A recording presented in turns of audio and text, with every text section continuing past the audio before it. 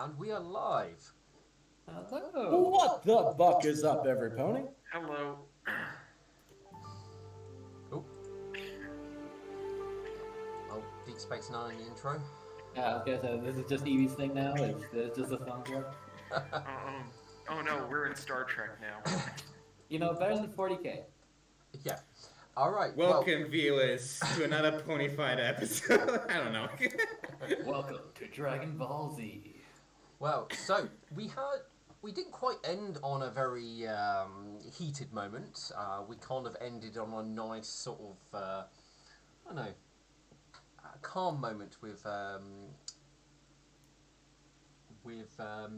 Metal Banana and Burnt's brother, which I will remember his name. Straight Arrow. Yeah, Straight Arrow. Having a nice time in the local library, though elsewhere in the city, tables were knocked, chairs were tilted over, and injuries were caused, and smoke was filled. Buildings were filled with smoke. So it was definitely interesting moments.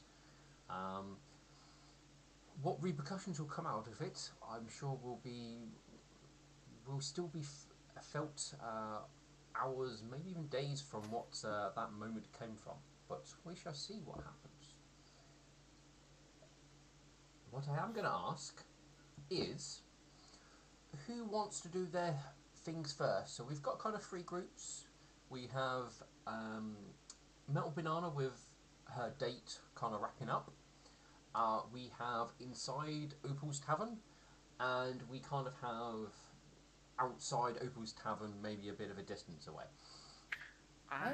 Let's start with Metal Bananas. Yeah, I was gonna say, last time when we started last combat time. while they were gone. Yeah. I think Metal Banana deserves the spotlight first this time. Okay. Thank you, guys. Appreciate it. Alright, Metal Banana. Opal's the tavern, and the owner. So, if I remember correctly, you had spent most of the morning researching particular topics. You were, I think you were looking into stuff to do with the disappearance of the city, Bristol Lux. At least that that's coming to mind anyway. And artifacts, I think you were looking into.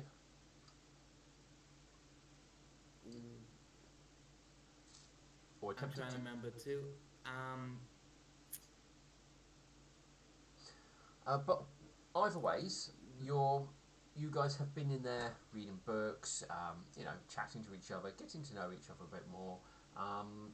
But it's definitely leading its way more to lunchtime at the moment, where stomachs will probably start rumbling and ponies will start getting hungry.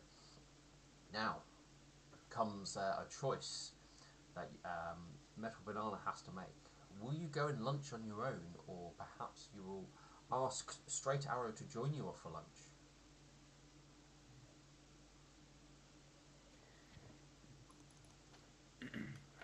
So we spent most of the morning here. It's been a couple hours now. Yes, definitely. I think you got here about. Wait, is this still the day of where you had your meeting? I want to say it was a new day. I think it's the day of. Okay, yeah. So yeah, you went out because you missed the meeting, so you kind of met up probably about 10 o'clock. So yeah, you've been going almost 3 hours. Yeah. We left before the meeting. Yeah. Yeah. Yeah. Yeah. She would go with straight arrow of this shoot offer. He would definitely accept, as he says. I'm very unfamiliar with sort of like the places around here. If you know of a few good places to go to eat, I'm more than happy to listen to your recommendations. Okay. Does she Metu know any places than Opal's Tavern? You've been here a few times. I believe we've not obviously too worried about food and stuff when we've done this. You've probably seen definitely walking around, and you've seen a few restaurants, and there's probably going to be that odd place that may have catched your eye, and looked quite interesting. And there's a few places you can think of that strike you as more of a lunchtime thing rather than anything like, too over fancy like a dinner date or anything like that. So there are a few places you can think of. Yeah, just like something like not like too fancy, just like other commoners hang out, and Yeah, so a bit like probably a cafe. somewhere, and actually like probably like somewhere that like nobody cares that Meadow is a hero of Everglow. That one is not going to be possible. Yeah, I was gonna say, Uh, probably somewhere not in Everglow, and maybe even then that might be tricky. Mhm. Yeah. yeah. So you can remember one called the Sage and Wine. Where else were we?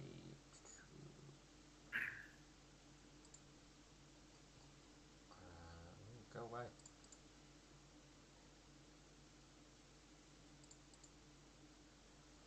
Here we go. Sage and Wine. Where's my names? I've lost them.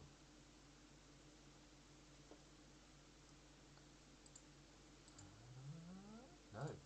Right, here we go. So we go for this one. So Sage and Wine.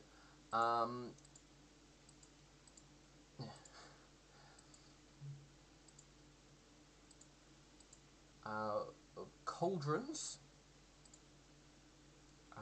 The Golden Aura. And Fancy Nibbles. Hey, you could fit right in the Golden Aura. Yeah, so this is on brand. I'm sorry, I wasn't paying attention to that joke. So those are a few places that you've recognised and seen, and that might be a good place to have for lunch. Okay. Which one's the nearest?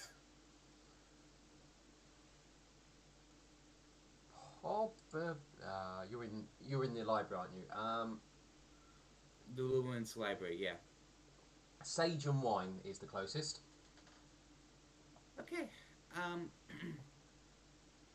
Yeah. She would say there's a place called Sage and Wine if you want to check that place out. He is more than happy to come along and check out the place.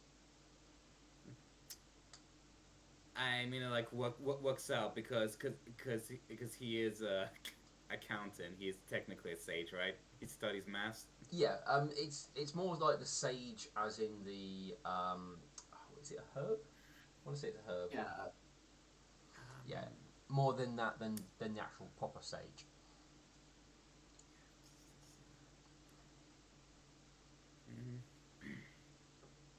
But anyway, Okay, cool.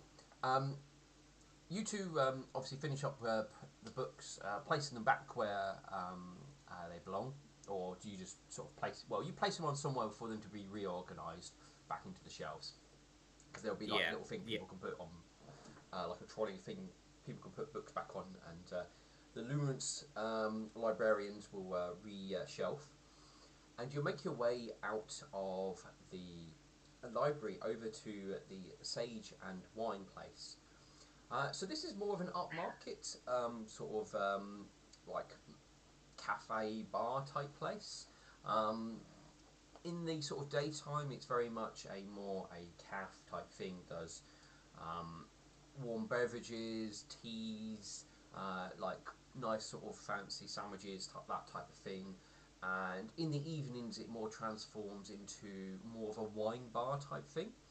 Though you can still get wine and have you during the lunch hours if you fancied some. So it's definitely on the more higher end, which does mean it is one of the more popular ones. Oh shit. Means it is more difficult to get seats. though Okay. it becomes very clear that that is not difficult for you to get a seat at all. And the moment you inquire, a table will magically open up for you. Uh, I guess it's called Sage for a reason. um, you'll be given a nice place to sit down, and you're given some menus and like I said, that Yeah. you're looking at like most normal lunchtime things. You can get like sandwiches, jack potatoes, salads. I'm trying to think of other normal lunchtime menu things, but that's all that comes to mind at the moment. There's probably other things. If you think of something interesting, they've probably got it. Mm. And there's also like a drink list as well. You've got teas, you've got obviously wines, and as well as cold drinks. Enough for Yeah. anybody to have a nice lunch together. Yeah. Cool. Orders. Yeah. She uses the menu to like hide a face from like the other customers. Uh, For so. you do your best to hide. Sadly, your glow just does radiate around the menu, and I mean you would definitely hear hush whispers, and you would definitely get a feeling that some people are talking about you. Um, but you're kind of used to that because it's been going on for some time now, and it's just sort of more background noise than anything. Um, Straight arrow will go. Have you been here before? Anything you can recommend? Not like specifically this one. This I chose this because it's the nearest.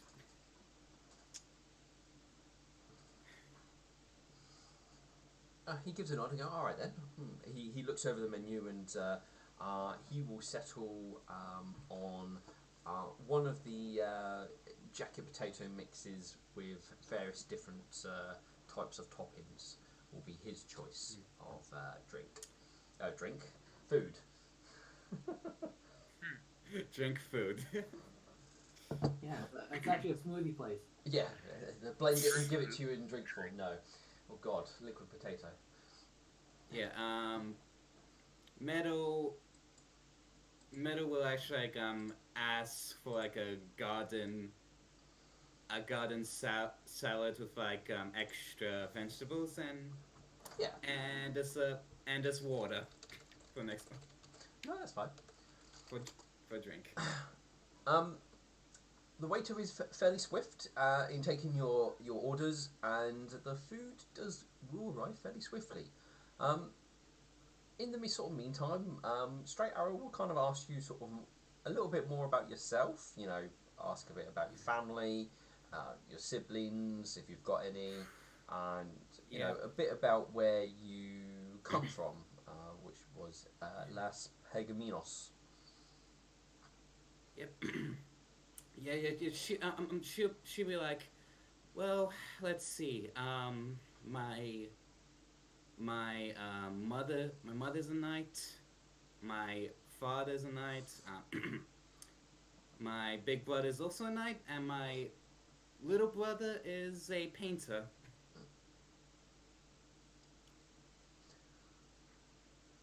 He, and he and she'll like go into detail about them, like how her mother is like. I think it's like better to actually roleplay this than speak it out. Yeah, that's fine. So my mother, she was she was a strength. She fought differently. She focused more on her dexterity than her her pure strength, and was surprisingly very sociable. Oh, and good with other ponies. My father, the complete the complete opposite. It's a brute, but a brute that can like read that has read multiple books and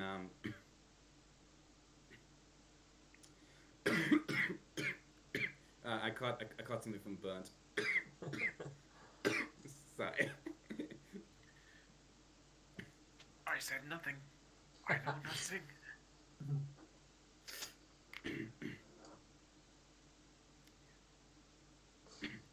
He offers you some water. In real life or in game? In real life. If you're choking in character. I wasn't. It was just as I was actually coughing. No, I was just being silly. Alright, cool. And yeah, her big brother is like the gold was like the golden child she was talking about Eve earlier. Tall, strong, unkind-hearted. It's a little bit dim-witted. It's but always means well. Oh, and yeah, is the favorite child in the family. And and and, and my little brother. He did his training but turned out he was more into painting than actually fighting. How did your parents think about that then? Were they okay with that? Because everyone seems to be nice. My father, he's a grumpy old dirt at back that gets angry at the smallest things. Like I said, he was a brute, so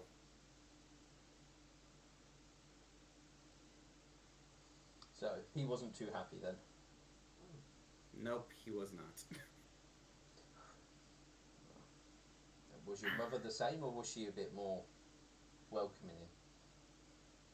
She was she she was neutral. Ah, I see. So he's kind of the black sheep of the family. Kinda. The other black sheep, because when I when I first started out, training was very difficult for me. Um, took this took like 5 or maybe 6 years of squireship to get knighted. It took me around 12 or 15 years to be finally knighted. Oh, well, I mean, it shows that you're determined. So I'm sure they are at least proud of you for that. You stuck to it rather than, going off doing something else. um, until my father kicked me out of his squireship, and my auntie from my father's side took me in. Oh, so you're kind of a different knighthood to your family? Well, I suppose auntie's still your family. Well, she is from my father's side, so Oh, okay. still the same thing. Yeah. Well, I mean, they must have been happy that you actually got knighted in the end.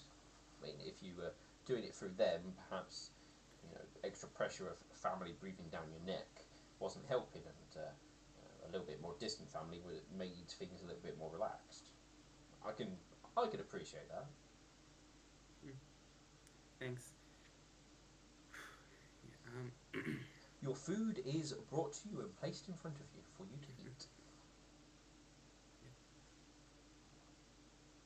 Gotcha. If he did if he did a sense of motion check, he would probably found out she was lying a bit from. No, that's fine. I mean, like I said, these sort of these sort of things are kind of done more on face value rather than dice rolls. So if you want to Gotcha. keep things hidden, then they tend to stay hidden. Or if you lie about things, you lie about things.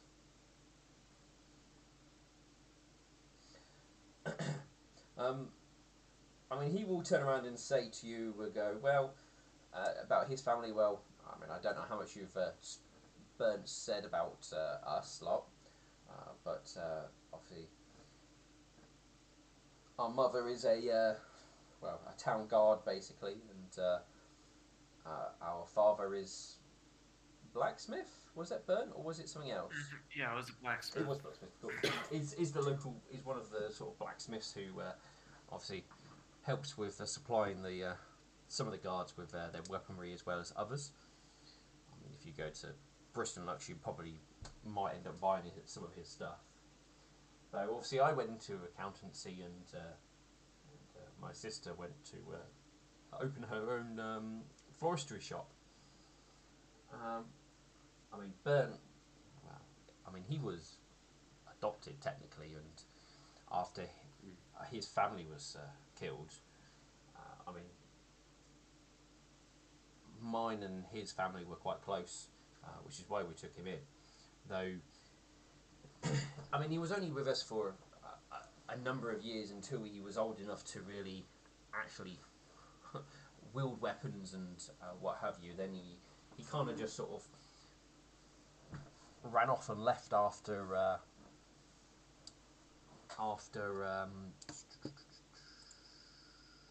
will remember now. Swift Victory,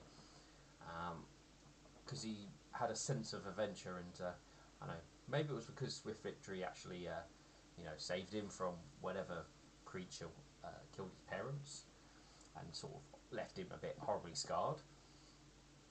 But maybe he had sort of a bit of a stronger connection to them rather than us. But I don't know, he always seemed as family. But it's mostly been obviously me sister and me mum and pop who have been home most of the time. Though he's stopped by on the odd occasion when him and Swift Victory came back, speaking of tales of things they've seen or found or encountered. Always had some sort of tall tale, and probably a bit like, well, I don't know what your Squirehood was like, but I suppose to a sense something maybe similar to that sort of adventure wise. But it was never around long before he disappeared again. Though now he's got obviously married and all fancy and glowing. Obviously, my parents seem to be all sort of acting like he's the proud, the wonderful son that he, I don't know, I want to say never was really. Well, at least not in the last number of years, which is kind of frustrating me a little bit that he's come back and taken the limelight, and I've been cast as the failure. But I'm sure if they knew exactly what was going on at the banking system there, they would appreciate it. But I don't know. I doubt they'll listen.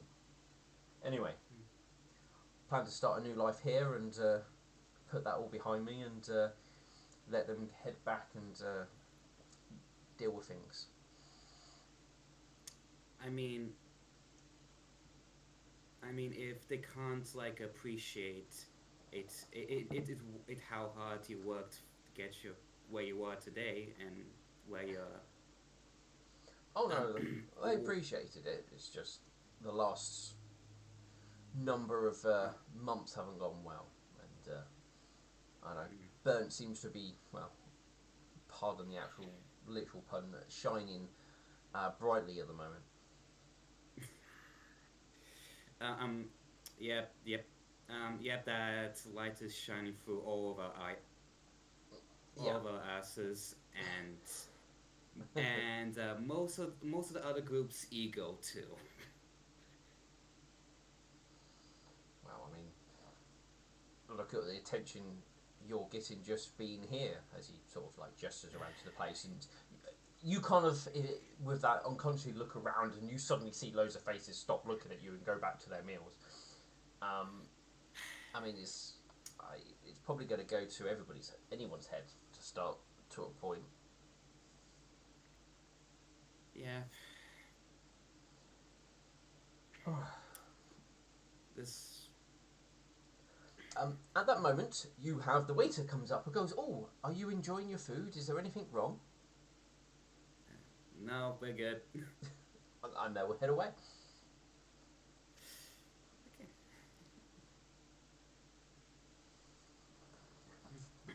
And ruins your fort and your flow completely. As Yeah. all the time it happens when somebody comes when you're at a restaurant. Oh, of course. Yep. She would. She would also say. What does your family think of you now? Yeah, well, I don't think they've even passed me any thought with Burnt being the centre of attention at the moment. So, so I'm not. I don't know. I'm not fussed. I haven't even told them that I'm going to stay here yet. But I know with the ship being commandeered, I think we're all staying here for a period of time. So they'll probably get the idea that I'm going to stay once I start. I don't know.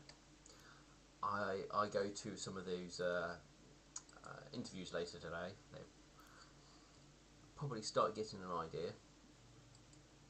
I've already had a word with Opal, and she seems happy to let me stay in the tavern for a period of time until I can earn enough to stay somewhere in the city.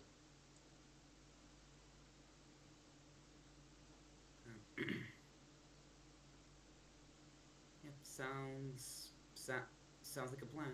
Mm. Well, if you're heading off anytime soon, then by the time you come back, if I've got my own place, you can come and see what it is. As long as you're obviously not too busy with, you know, saving the planet or I think it will say saving this plane of existence, or you know, the galaxy, or whatever.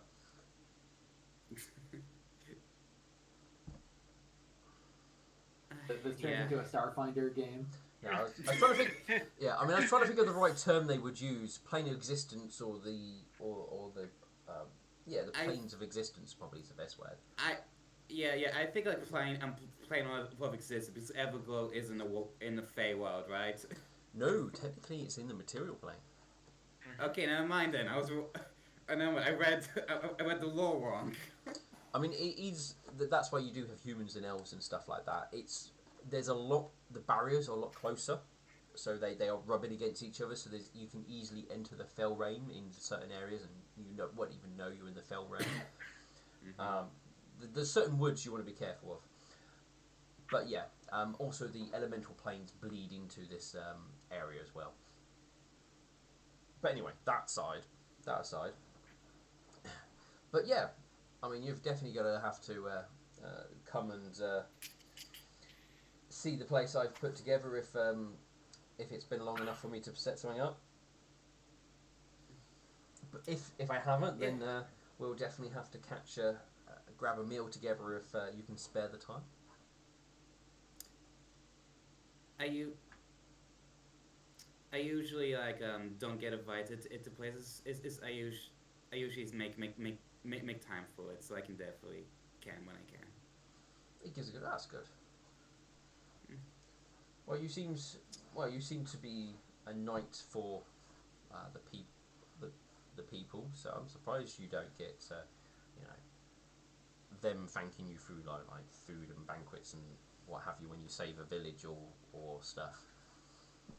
Well. Mostly my work goes unnoticed unless I help someone directly for me. So I suppose this glowing conditions probably making you stand out far more than you normally do. Yeah, and I realized it's making my job more difficult. How so?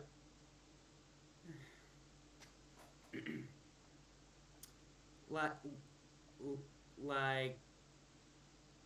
like we are supposed to like look be be like a lookout out. That's why I'm that's like most of us are like questing knights because we're most of us lookouts. We look out for any dangers, nearby monsters, or any news about monster attacks. And so all that can be quite difficult. Quite difficult when you have a whole group of ponies following you or surrounding you when you're trying to study. Well, I suppose there won't be too much, lookouts and stuff in the city. Though studying, I can definitely appreciate. But I'm sure if you needed to study in the Luminance Temple, probably would give you a private room.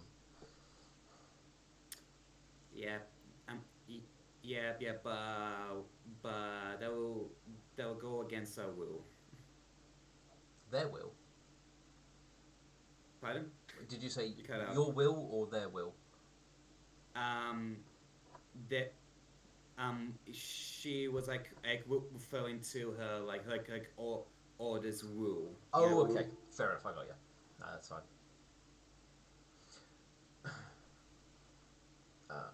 You probably subconsciously tapped your order symbol at that point.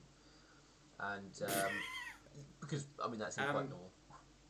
He goes, Yeah, I've seen a few ponies wearing that icon, at least definitely around Opal's Tavern. oh yeah, that. And it seems you've obviously rubbed off on a lot of people, a lot of ponies.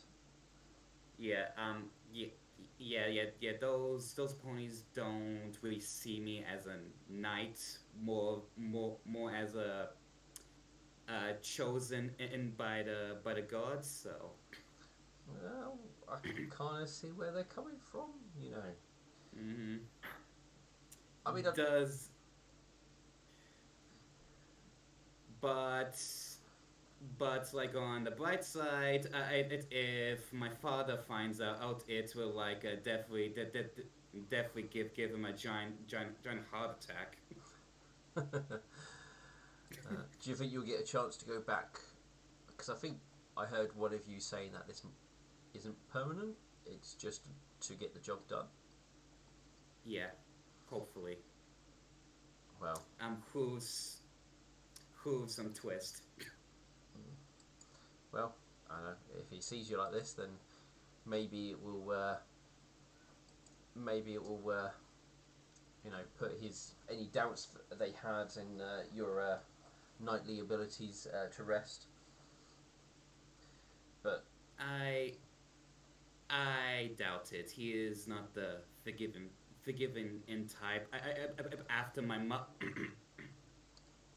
she just like stops there. Sorry. that's fine. We don't need our parents' approval for what we do anyway. We can prove ourselves on our own and let our own let what we achieve in life be our own measure for what we do or how we feel. So I won't worry about them. Yeah. That's why I'm here. Well, it sounds like you've got obviously big shoes to fill, so to speak. Hopefully, your travels will keep you safe safe as they can, and you come back soon, and we can and I can show you my place if I've got one. I would I would love to, and actually at this point she would actually slide her hoof across the table to touch his He will notice the gesture, hoof. and I think And just actually say yeah, I would love to. I feel like he will notice the gesture and he would slide his own hoof back. He wouldn't like grab your hoof, but he would allow your hoofs to touch, so that they like tapping each other. Yeah. Just for a moment, just to contact, not for like too long, but for a few seconds before pulling back, not to be too impolite and draw too much attention to it, because obviously, you're being noticed by a lot of people. Yeah. She kind of like forgets for a moment until she's like, "Oh shit, lots of people watching." She's like, shit, people are watching me. Crap. How to interact. Relationshiping 101. Well, with this, your meal's sort of going well, and you've kind of got to the end of your eating bit, and he does sort of look over at the clock that's over nearby, and he does say, "Well, as much as I'm enjoying everything, I do need to head back and get changed and read up on a few little bits to in regards to a few interview stuff. But I've had fun.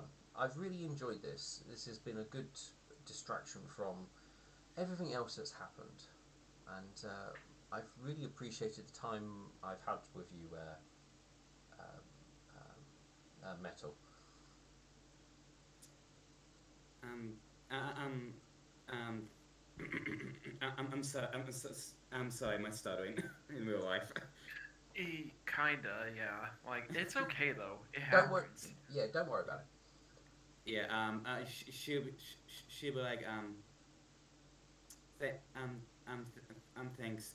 I also had a lot of fun, and with you too. Well then, next time you crash by, he says with a smile, be sure to come and find me. I will.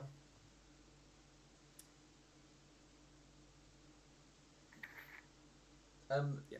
At this moment, the obviously the bill. The waiter will come over to tell you that the meal is on the house, because you're like a small hero. They probably gave advertisement to the place. Yeah, I mean they definitely got a lot busier since you've been here. Shit.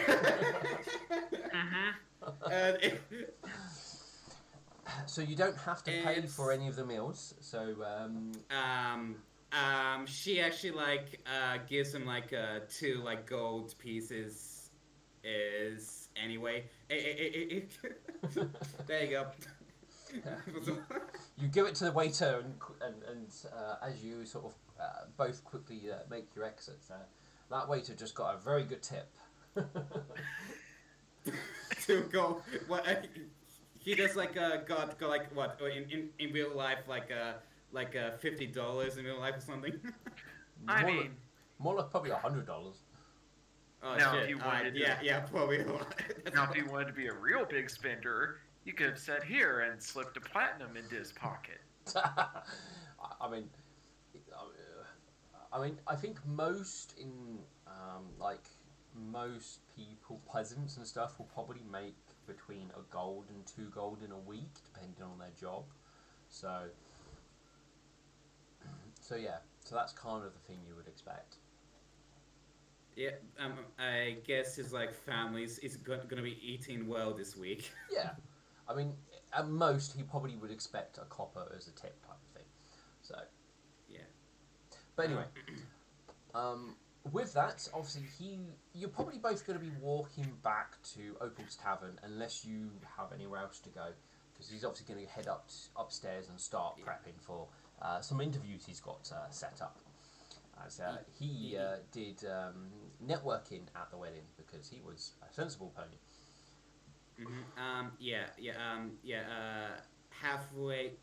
Halfway walking like through the city. She would actually be like I have to make a few stops ups here for our next journey in the morning. So. Well, don't let me keep you. Oh wait. Oh wait. Sorry, she wouldn't like know that yet in the morning yet. Yeah. For our next journey, that's what shit. Yeah. Yeah, I mean, there's a mission coming up. They're taking the airship, so you know that you probably want to grab at least some supplies, because you don't quite know what's going to happen. So you probably know you want to grab, I don't know, maybe something. So that's all right. He'll be like, well, I will. If you're still around this evening, I might see you tonight. Then, if you're in Opal's Tavern. Yeah. See ya. See ya then. He gives a smile and you know, kind of gives gives you sort of a, you know, he awkwardly sort of waves, like he sort of doesn't quite, he's not sure how to say goodbye, but he gives you sort of a wave goodbye. Because I mean, there's quite a few people watching, so he's unsure at the moment. Yeah, like she gives one back if he's like a given one. Yeah, you know, he was gonna. It felt like he was wanting to do something else, but didn't because of, you know, observations from elsewhere, and he will leave you to your shopping, and he will head back to Opal's Tavern to do what he needs to do. Okay. Okay. I'll go through my supply list as well. Someone else will place. That's fine. Yeah. So Opal's Tavern or outside Opal's Tavern? I think probably Opal's Tavern since Milk has limited time. Yes. Yeah. That sounds reasonable. Sure, that works. All right. So Alexandrite has not long left. The fog has died away. Milk Thistle has taken a seat at the table. There's still, you know, stings of the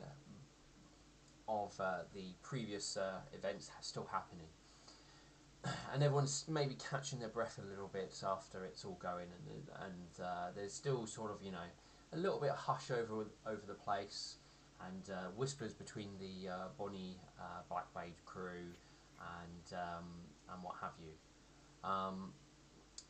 A Wishful Pen will walk over to Milk Thistle and go, "You right, Mix? You right, Milk? You don't need any more healing?" I'm currently uninjured. That's good. She says, now, she goes, well, you know, you two do need to try and be friends, even when you butt heads. I don't believe friendship is on the table anymore, Wishful Pen. Well, I can appreciate that, but maybe when he rises his temper, that you be careful not to escalate it. Or he can learn self-control. That would be nice, yes. He raised his weapon and smited me in an attempt to kill me. I'm not going to disagree with that, and he definitely,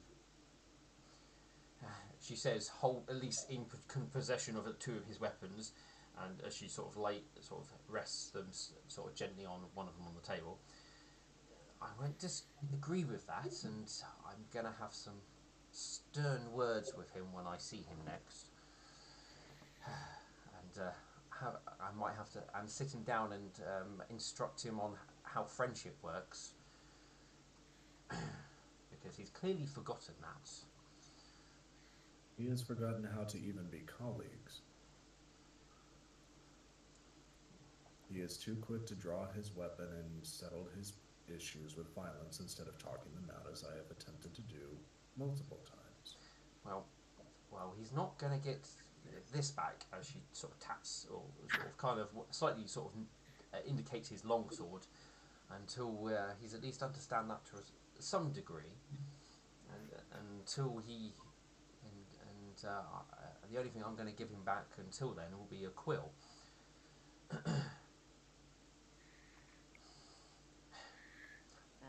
But over here with four different weapons. Yeah, I know. I know you've got more. Shush you. She's Our character indicating may your. have She has your You may- favourite weapons at the moment, so Yeah, our character, you may have more, but it's called a cavity search for a reason, buddy. I mean, well, Wishful's not Drop going to it. cavity search him. I'm sorry, I had to. A question. A question. With that, is there like a medieval glove in like the healer's kit we can use? Technically, no, because plastic doesn't exist, I believe. No, I lie. It would. If you go to the right, you did discover plastic. That was in one of the ruminant facilities. Yeah. It wouldn't So- be like. It wouldn't be like exactly plastic. It would be like more like a blacksmith if glove just used for different purposes. Yeah, Oh, that'd be- God. yeah, That would be like- painful. Yeah. But anyway, Like, have you felt leather? Like, sure, it's it's not like quite. rough rawhide. I mean, it's not Just quite. actually like put some like oil on it or some butter. It'd be fine. But anyway, Oh God. Yeah. away from that topic, Yeah. Thank you. she goes, yes, well, clearly Alex Soundright has some very severe anger problems that we need to sit and discuss, or he needs to sit and discuss with somebody anyway. I would avoid trying to, you know, poke the bear as the term goes, if possible. I think I might know how to do it. A good time ago, we did spar, and it's been some time since. Maybe he just needs a good sparring match to get all that agitation and frustration out. I don't think fighting is the answer here, as that's clearly a part of the problem. I think he needs to talk about his anger and work out where the root of it comes from. That's very valid. He'll give a nod at that. But I mean, you do know Alex better than I do, so perhaps that may work. And this goes beyond controlling anger at this point. He lost complete control of himself and committed an act of violence tantamount to treason. I can sit down and have a talk with him, yes. He should sit down and talk to me in that chair. I think that is a good start, but you should have Yes. a mediator between you just in case. Mm-hmm. Then I will welcome Byrne to sit here, and Wishful, you sit in that chair. That's good. Mm-hmm. That's a good start. A Well, very then- good start. But yes, sitting down and talking is a very good way of doing this, and it helps to try and mend bridges.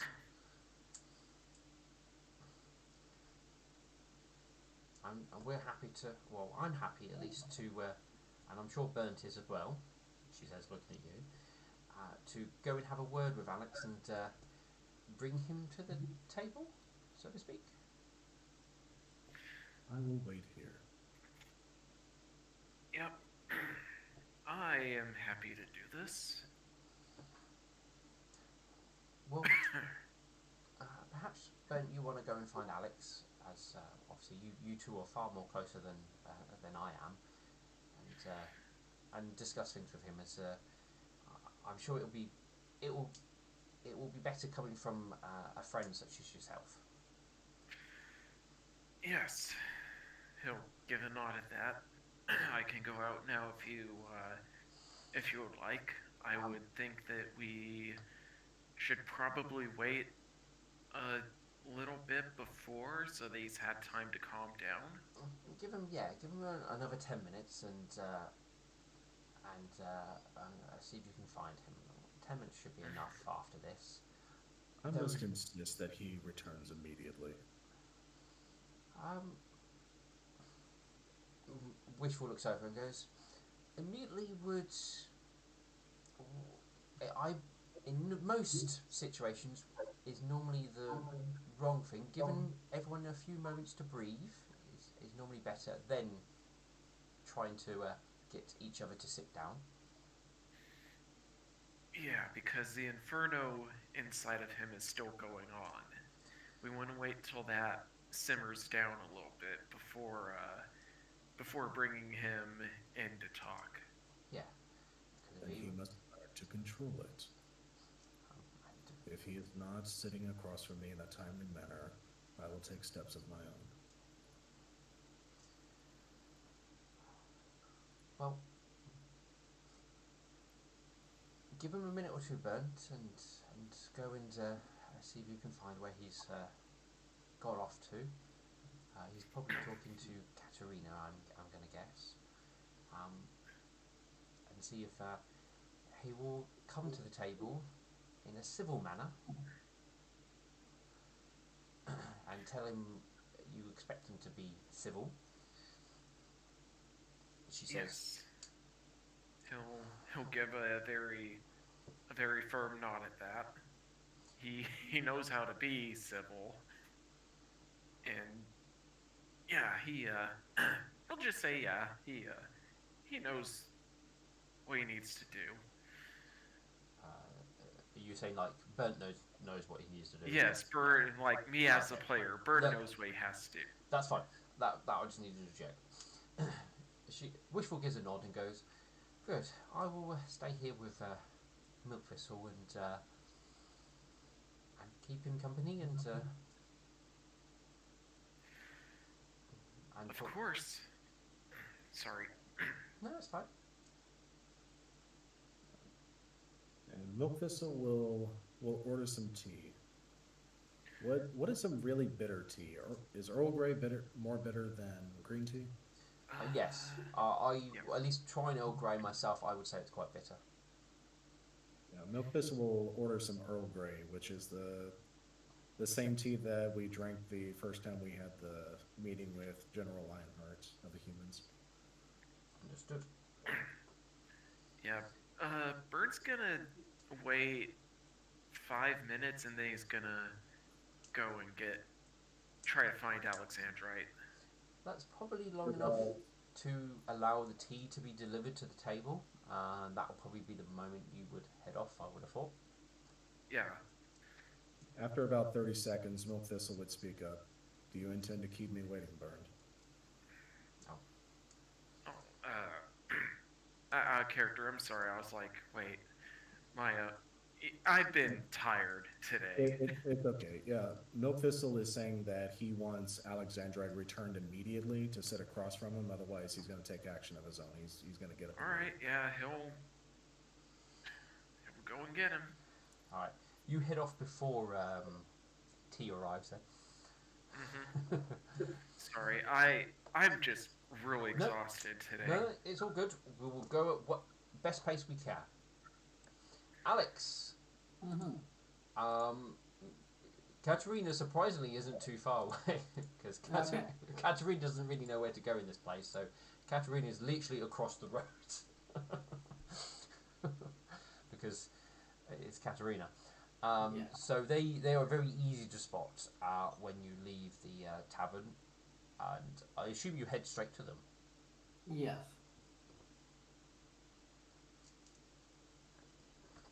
He's going to take a bit of a deep breath and just kind of look around, just to make sure. You know. I mean, no one is. I'm sure people are looking at him, but he'll. Yeah, I mean, there's people. You know, if you stand around for too long, you might start drawing a little bit of a crowd. Though people will keep their distance, generally speaking. If somebody does come running up, I will inform you in character and stuff, because the person will probably come and say something. Bloody hiccups. So I will interrupt you if somebody randomly comes up. If you talk, he'll walk up to Katerina and. If you're talking like a semi-hush whisper, then normally no one else will hear you in the hustle and bustle of the city. I'm very sorry about that. That was honestly, unexpected. You. Yeah. It seems Like he your is life is in. displeased with me being around. Yeah. I only do what I was asked to. I have not done I know. anything wrong as far as I could see. Yeah. He's too much of a stubborn ass to see that, though.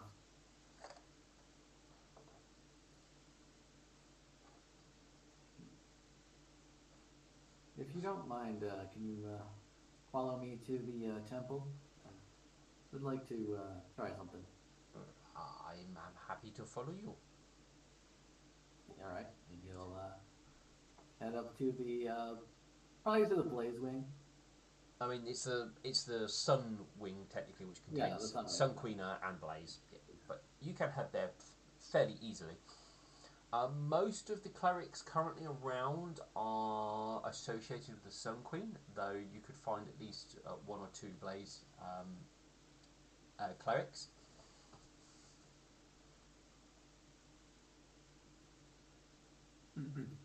Hello, I need something. If you don't mind, I could use some help or something. Do you require something smite? Something? No, start again. What is it you require? I'm wondering if you could make sanctified rings. He looks at you and goes, "That is not how you ask for things. You demand sacred rings, not that you ask for them."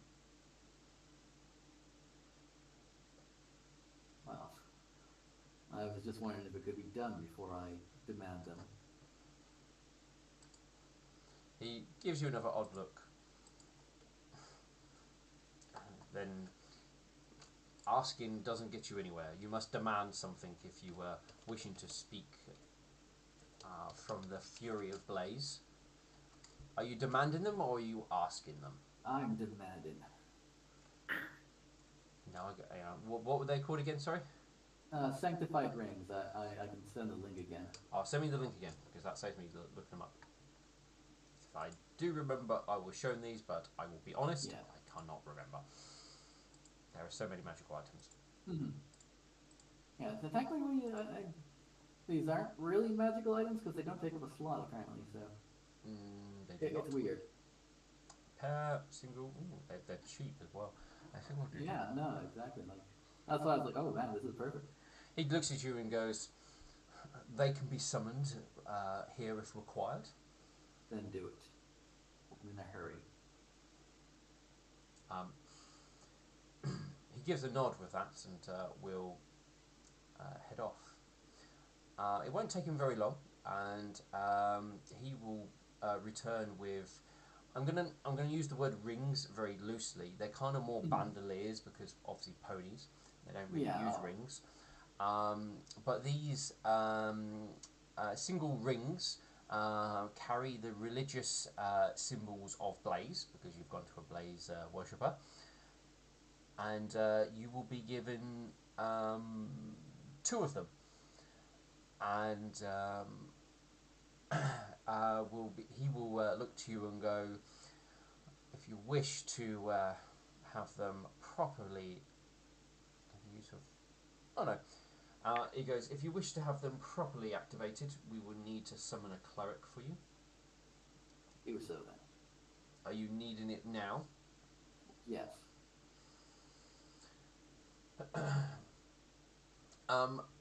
The closest cleric actually turns out to be a Sun Queen one. Okay. And that is he. You know, he summons them in a very Blaze manner, which is almost like a semi-demand. You get the sense that the relationship between the Sun Queen and Blaze is they understand the Blaze's aspect and they do respect them and they will come over. The individual will kind of issue the order in regards to activating the rings. I believe you must be wearing them. Yeah, so I will put one on Katarina and say, with this, I can at least be sure if you're safe. he gives a nod and he adds it to the jewelry he's already wearing. And there is a casting of channel energy. Yeah, the reason why I was like, okay, maybe Blaze would probably be better because negative energy would probably not hurt him. Well, no, it only uses the the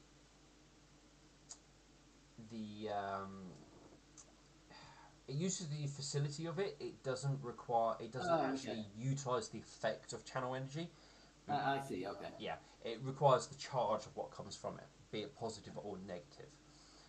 It would have been a viewpoint anyway, but Yeah. well. With that,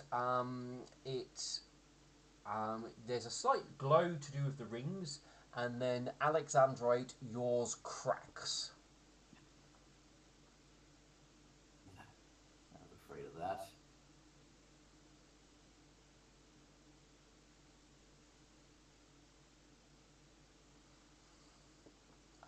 Two clerics, well, the two, well, the cleric and the blaze follower. I'm trying to think a better word than cleric, but I can't think of it at the moment.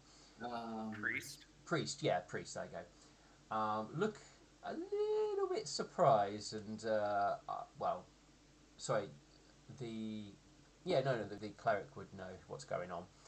They both look a bit surprised because that's not supposed to happen.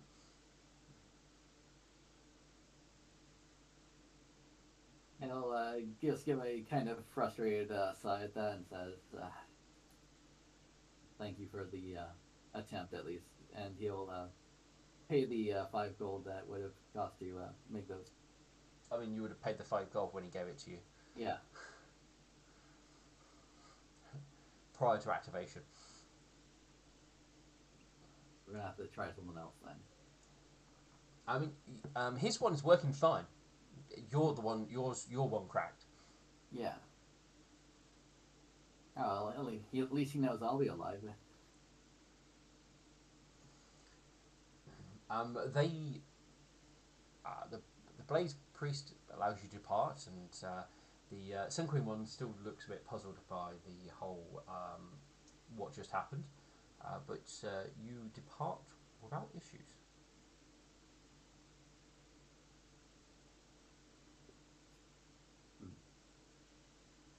Are you still determined to travel with us, even knowing that your life is on the line? My mother has put her trust in me. I do not want to disappoint her, and you said that the heart will be going with you, so I wish to accompany you because of this.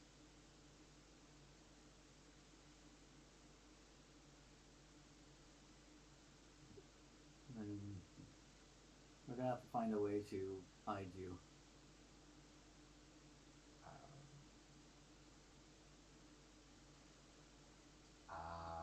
Actually, let me just double check his character sheet.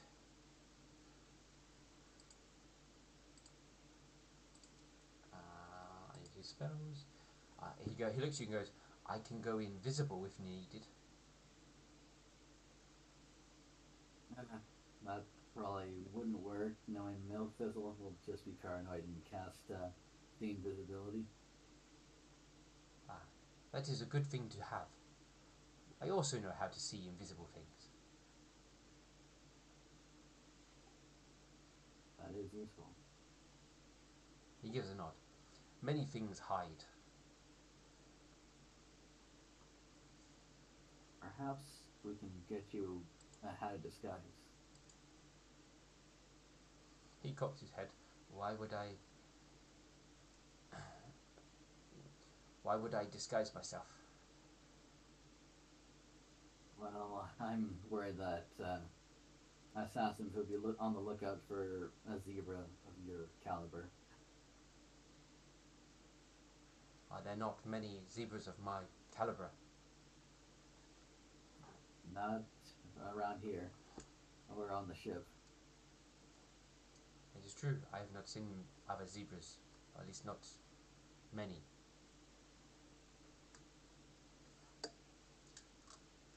and there's never been another one on your ship.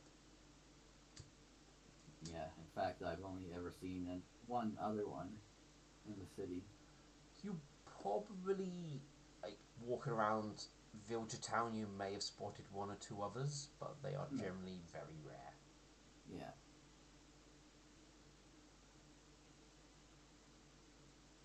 All right, I have another thought that could help, and he'll lead Katerina to absolutely everything. All right, Bern. You will come out, and Alex doesn't seem to be anywhere at the moment. Well, let's. He would think for a moment, because we all have a specific place we go to whenever we're in town, at least to meet up with the priests and whatnot. You have a few places: Opal's Tavern, the Temple, Hmm. the ship. Those are your general go-to places to Uh, conjugate. he's gonna see if Alexandrite's at the temple, because that he's known Alexandrite well enough to know that he's very constant in his worships. That seems reasonable to me. So I'm going to give you, as you arrive at the temple, Alexandrite and Katerina would be leaving said temple. Alexandrite, Katerina, Yes. yeah, he gives them both a very calm look. Alexandrite, I wish to uh, ask you to come with me. Myself, Wishful Pin, and Milk Thistle would like to speak with you. We. I ask that you be civil about this, because I understand emotions are riding pretty high right now, and the last thing we need to de-escalate the situation and to talk things through. I understand that you and Milk Thistle aren't exactly. I know you're not on speaking terms with him right now, but I ask that you handle this civilly. Oh, as soon as I feel like Katerina's life is no longer in danger, I will. But till then, Milk Thistle can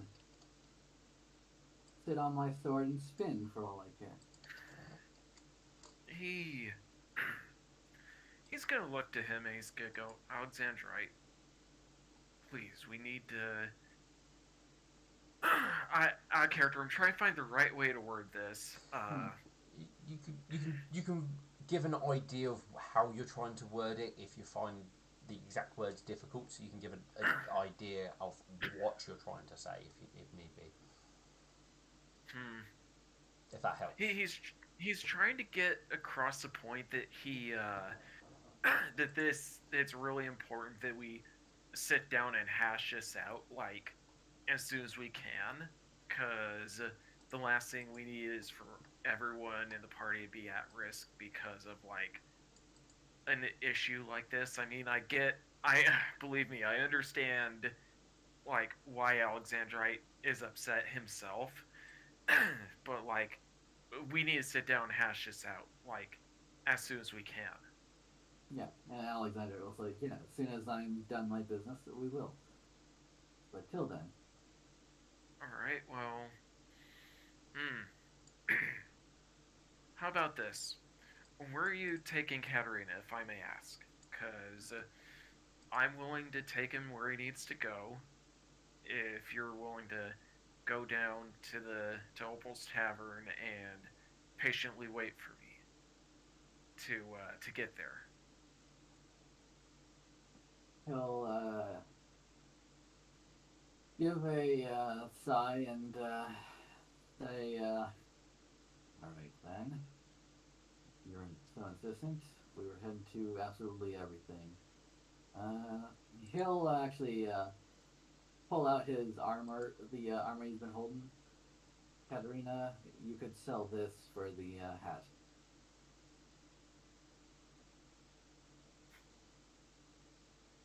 That's the champion's armor, correct? Yeah, the champion's full plate. Ah, you wish me to go to that shop to purchase the hat in question? Yes. And Bern, do you know the drugstore at the what should I call it? You mean the one where Nightshine was always buying flay leaf? Yeah. Yes, I know where that is. I can escort him there.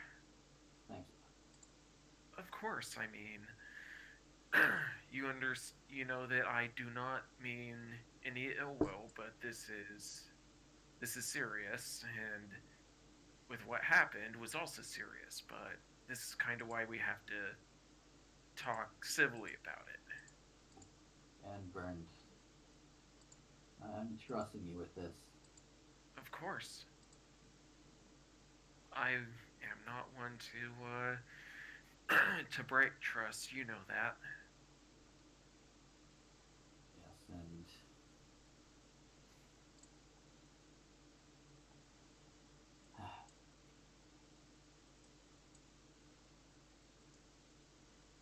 I don't think I need to say the absolute secrecy of this Yeah. is utmost important. Yes. He'll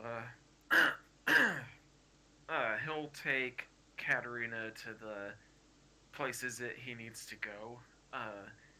Would Alexandrite have said where he wanted Katerina left for like safety for the time being? Yeah, that's why I said the drugstore there, just for the. Oh right, okay, yeah. He'll take Katerina to absolutely everything, and then down to the drugstore to have him hang out with the other zebra for the time being. I can just imagine it. You go down to the other shop to go and see Sticks, and you're like, "Hey, I've got your Yes. friend to stay," and just put him here. Go here, have a friend, and run away. He'll be more polite about it. He'll say that there's some there's a couple issues that need to be worked out, and it's better that Katerina like stay in his care for the time being, and that once the issues are properly dealt with, he'll come back to get him. No, that's fine. Hey, who knows? Maybe he'll get paid for being a babysitter.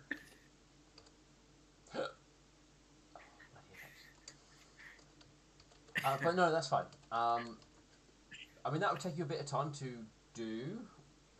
Uh, Going to absolutely everything, selling the champion's full plate, getting a hat of disguise, and then getting down to Styx' place and delivering Katerina there at Styx's, which I can't remember the name of the place, and I don't want to load up the Vildratown map because it will take us forever. It's right.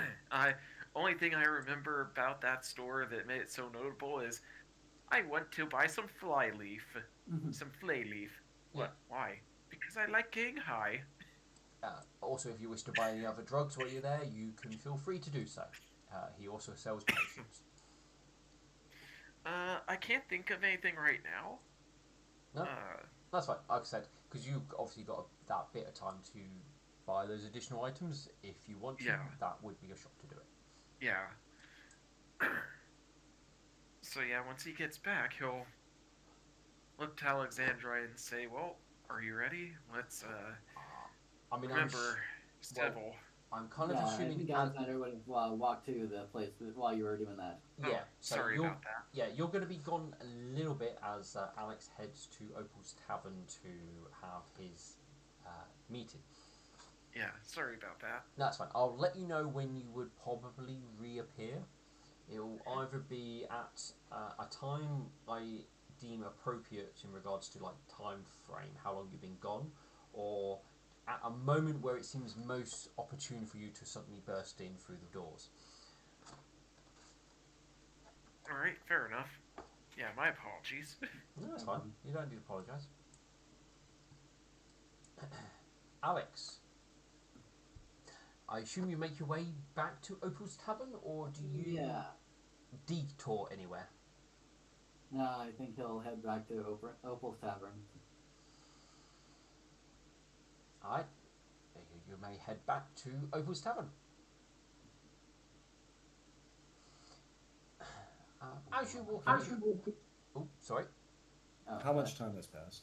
So, Burn has been gone probably about 20 minutes, I would say, over with looking out, going to Opal's Tavern, going to the temple, talking to them. Alexandrite's come back. The tea would have been delivered, and Wishful Pen would given you some ink and quill, and told you to think about writing how you feel on the parchment to help facilitate your talking with him. So you've got it in words, you've got an idea of how you feel. That's kind of what Wishful Pen will be doing with you in the meantime. The quill and paper would be completely left untouched. It would just be sipping tea. No, that's fine. Wishful Pen will attempt to be like that counsellor role, but probably not going too well. I assume she's doing most of the talking at the moment.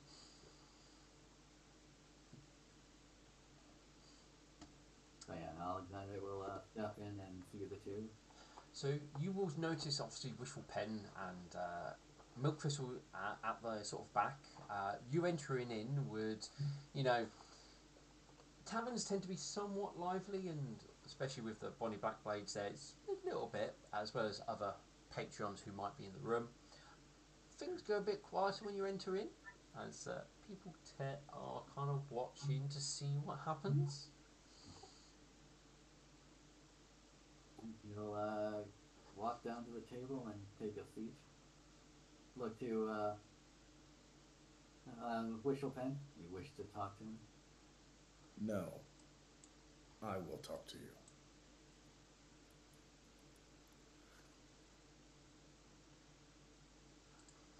I'm just here to observe you two talk civilly. And she then sits and watches quietly. You are beyond stupid, Alexandrite. The actions you have taken today have made it to where I cannot trust you under the current circumstances.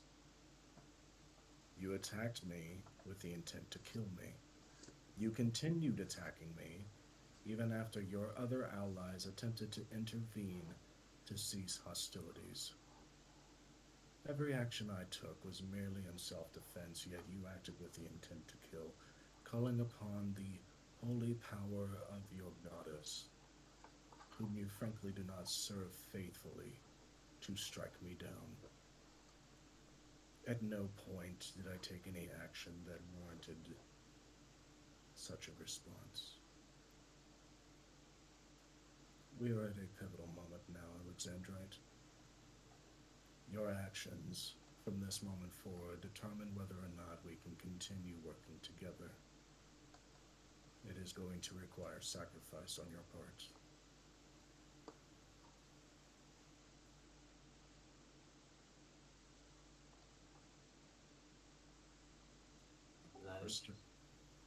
For starters, where was Burned Requiem? Well, since he demanded that I come here immediately, I had him do some errands for me. Out of character, would you speak up a bit? Oh, sorry, yeah. Well, since you demanded that I come here immediately, I had him do some errands for me. Then I see he is not capable of following simple instructions either. He was to return with you. What errands did you send him on that required him to step away from this pivotal moment? Those are my own business.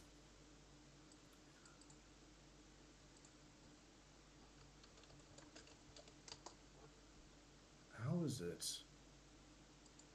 you can act so rashly and without conscience?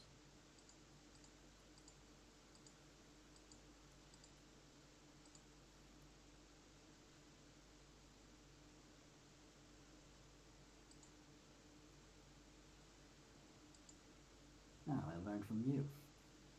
No, you've learned nothing from me. And how many times have you kept secrets from the group? I keep many secrets. There are secrets to my order, to the worship of the nightmare, that must be kept secret. Just as the Sun Queen keeps her secrets, just as Kara keeps her secrets, and etc. But I have never once acted out to attack or harm those that I travel with, those that I trust. I've worked to protect you, to ensure that our goals are met. And I've attempted multiple times to sit down and speak with you about our differences, but you always act as a child would act, leaving in a huff. And instead of coming to your senses and finally sitting down and speaking to me, you decided to attempt to kill me. I was protecting someone I promised to protect. You are protecting an undead monstrosity who is the supposed son of a demon worshipper who is working to destroy everything. I'm protecting a child younger than me. You're a fool. And you're an old asshole. Let's try not to call each other names. And no raised voices.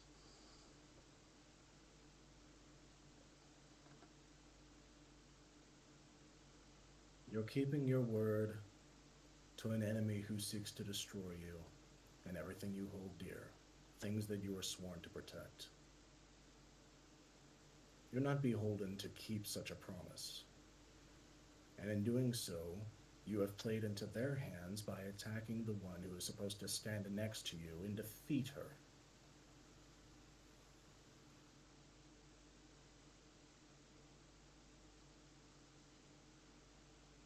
Do you consider me your enemy? It's yet to be determined. Speak up, do not mumble. I don't consider you an ally at this point. Then what am I? At best, you're something I need to tolerate.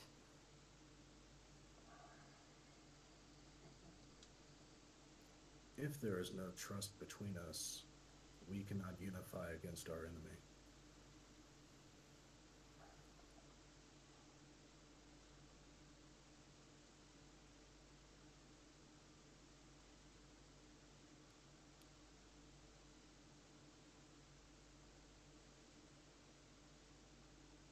Will you raise your sword to me again? Will you call upon your goddess to strike me down again when it is most convenient for you?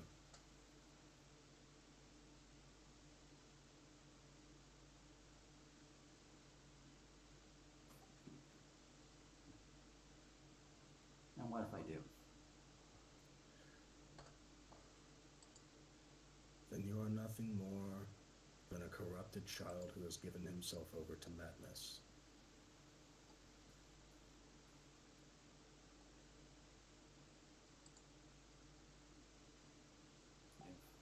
Holding my word and protecting innocence is madness, then I'm mad.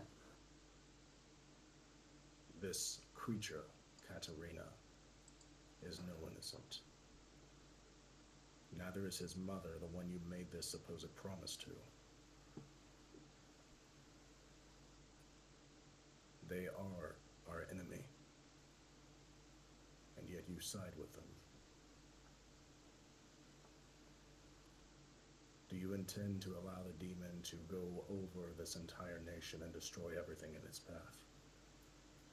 Because I will remind you, Hint of Winter gave you her power for a reason, and set you on this path. And I will fall through on that path. But I will not become a monster to do so. I will not become you. Cold and calculating, playing the cat to everyone's mouse. No, you will just flail about like a fish out of water. with no direction and no discipline. In many ways, you are a greater danger than our enemy is, because at least our enemy acts with purpose. You act with no guidance. You have no discretion. You lash out at anything you perceive as evil because of a foolish promise you made. And you do not recognize that you are beholden to our enemy. By keeping this promise, you are doing nothing more than assuring their victory.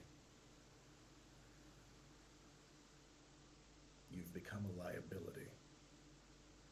So are you going to kill me like a liability?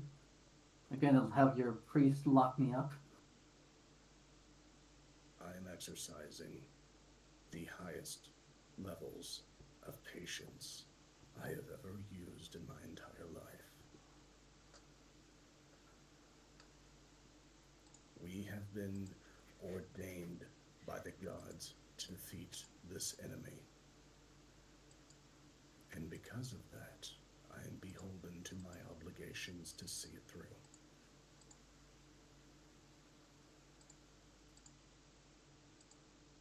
This is truly entirely up to you, Alexandrite. Will you help me defeat this enemy, or will you be a foolish child? I'll help you defeat the demon. That's it. Then we need to pursue all avenues to the demon, including the undead monster that lies within this city.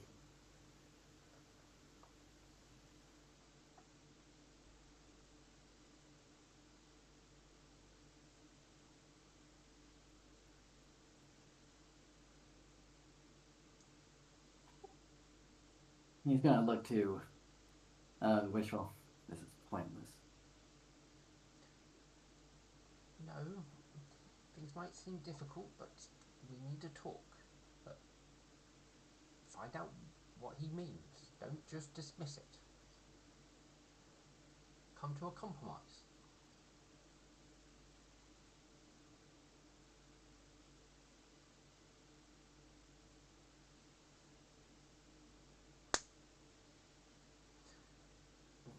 She says, she then goes, look, perhaps Milkfistle can come to an agreement in regards to something that doesn't bring Katerina to harm.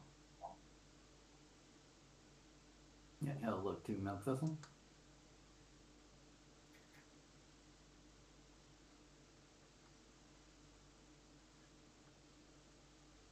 Well, As I've said many times, he needs to stop traveling with us.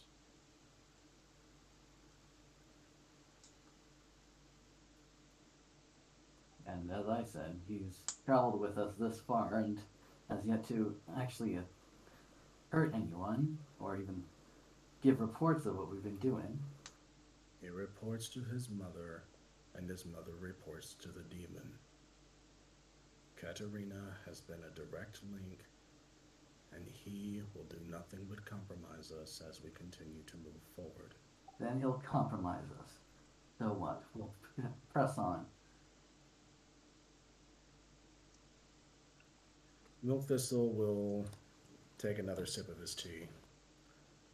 So you blatantly admit that you would permit the undead son of the prophet of the demon to compromise us.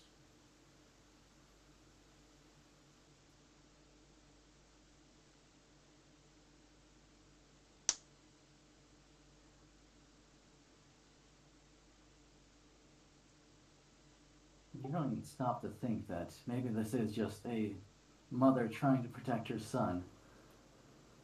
I do not care if it is a mother protecting her son. She is our enemy. And I certainly will not permit no amount of matriarchal affections to affect this mission. There are too many other lives at stake for the sake of one. This one does not even have life.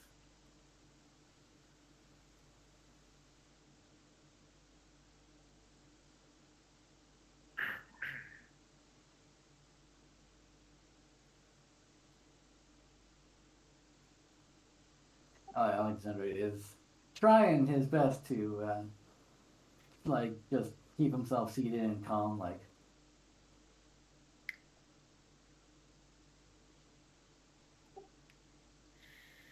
everything is just black and white to you, isn't it? Either they're your enemies or either they're your allies. There's no Yes. middle ground.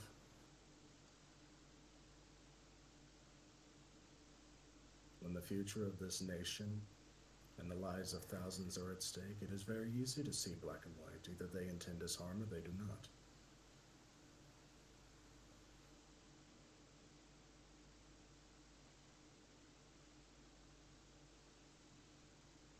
And how about all those enemies of yesterday who are traveling with us? Are they still our enemies today? What enemies? Amethyst, for one. She is controlled. Did you know that Lightning tried to kill me?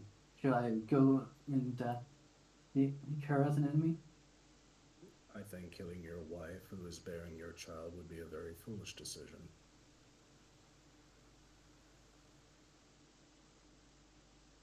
Also considering she is no longer your enemy. So why can't Katerina no longer be our enemy? Because he reports to his mother, who reports to the demon. She trusted us with her son. And she was foolish for doing so. And you are even more foolish for taking on such a task.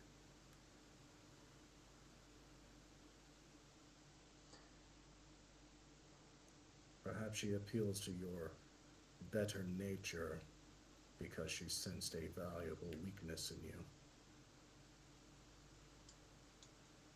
You are being used. And by forcing this issue, you are using the rest of those who are supposed to be your trusted allies.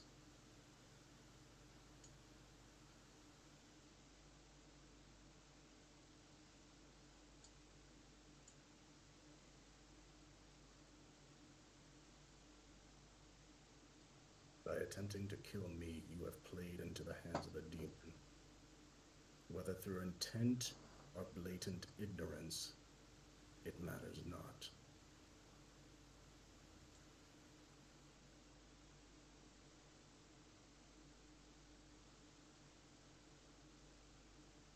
I will ask you one more time, and I need only a yes or no from you.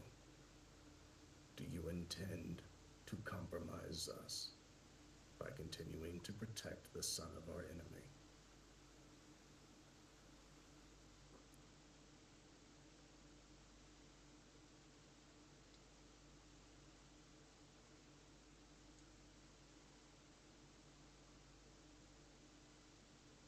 Guess then we can't see eye to eye. It was a question that requires a yes or a no. One word. I will protect Katerina, no matter the cost.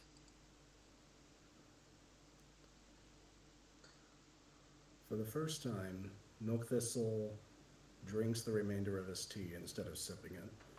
When his cup is empty, he gently puts it down and says, "Very well." And he will get up to leave.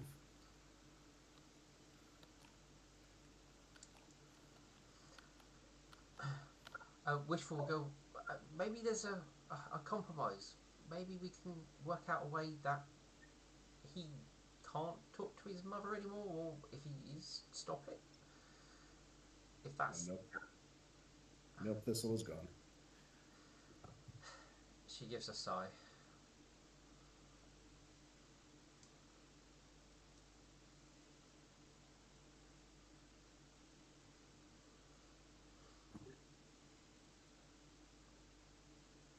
So I want to apologize right now if you gave me a cue to go in. I didn't hear it. No, it's their conversation didn't quite hit the time frame for you to enter, so you would probably catch Milk Thistle as he begins to leave. That will be the time where you would probably encounter him. Alright. Oh, this could be an awkward conversation. did my shopping take, just out of curiosity? Um, their little spat took place. I mean, technically, it's kind of I've done it to like 2 o'clock, but their spat technically happened. Shortly after 11 o'clock. So they're probably just hitting like 12 at the moment while you're having lunch with Straight Arrow. Okay. Oh god, out of character, I do not know what I could say. Uh, Well, Milk Thistle is leaving Opal's Tavern. so he'll look to Milk Thistle and he'll say, shit, I should have made it more time than I did. Like I said, if you can't think of the exact words, you can give the gist of what you're trying to get across. God, what can I try to get across? Like, I literally have no idea what I could say to make this situation any better. Well, Burnt currently knows nothing, so you can at least ask Milk Thistle what's gone on. So you can see what his point of view is, and you can try to respond to that. Because you don't know anything, technically. Yeah. So,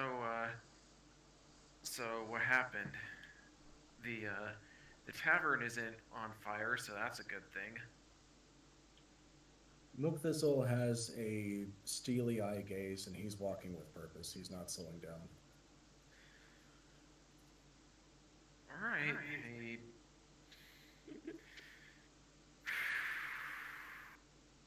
Jesus. He'll enter the tavern and seeing as Milk Thistle's just not wanting to talk right now, he'll make his way over the table.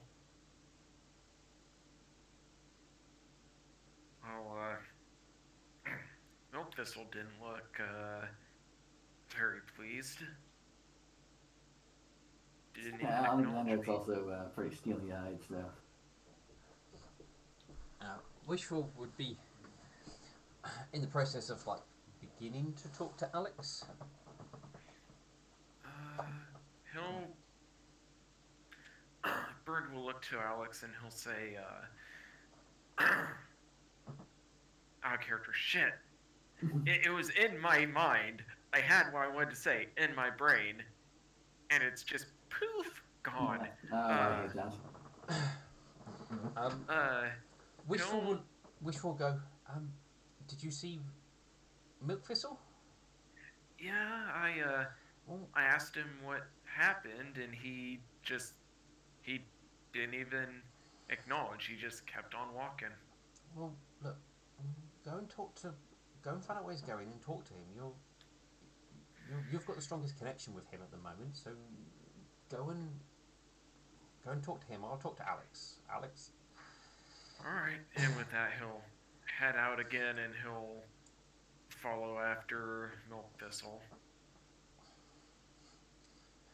You start running. Yep, he starts the running. Wishful Pen will move around and sit in front of Alex, and we'll catch up with Burn and Milk Thistle in a moment.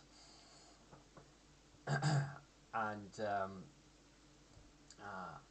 Wishful Pen will sort of sit down and look at you, Alex, and go,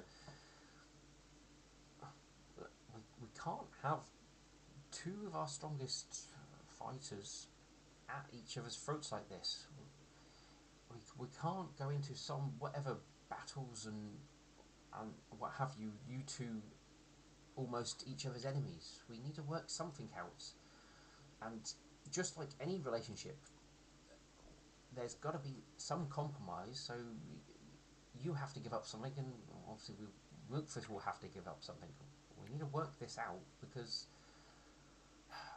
well, you have to try and trust each other. I mean, perhaps we can, set up Katerina somewhere safe and they don't travel with us anymore.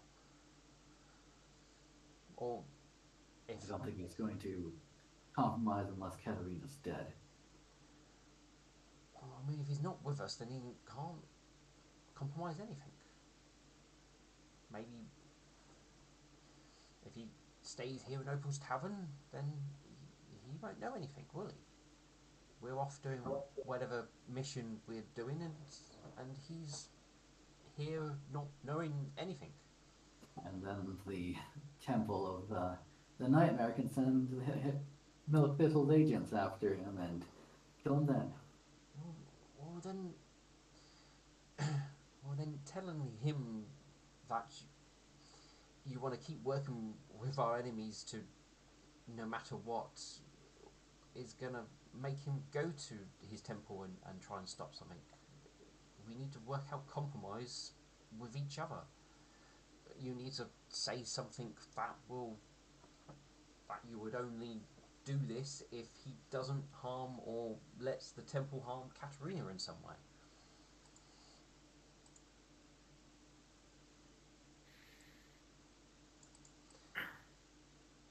I have sadly no way of knowing if he'll even keep his word at that point.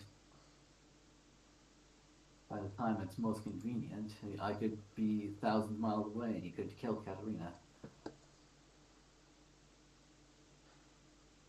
Possibly even make it look like an accident.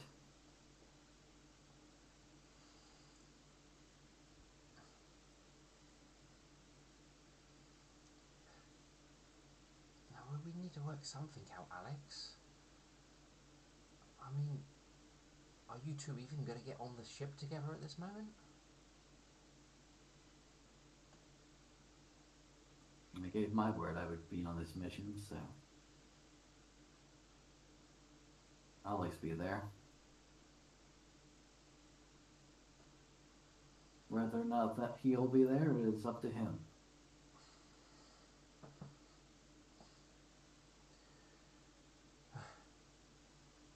She gives a bit of a sigh.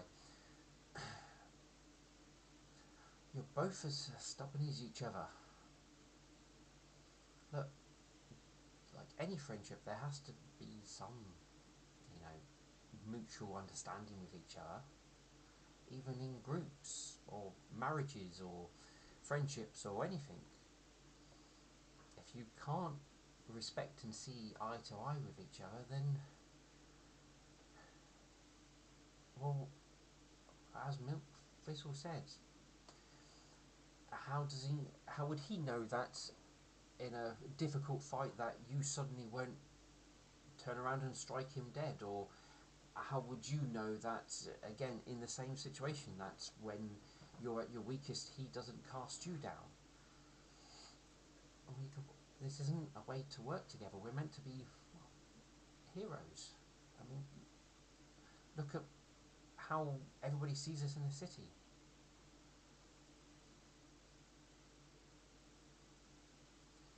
I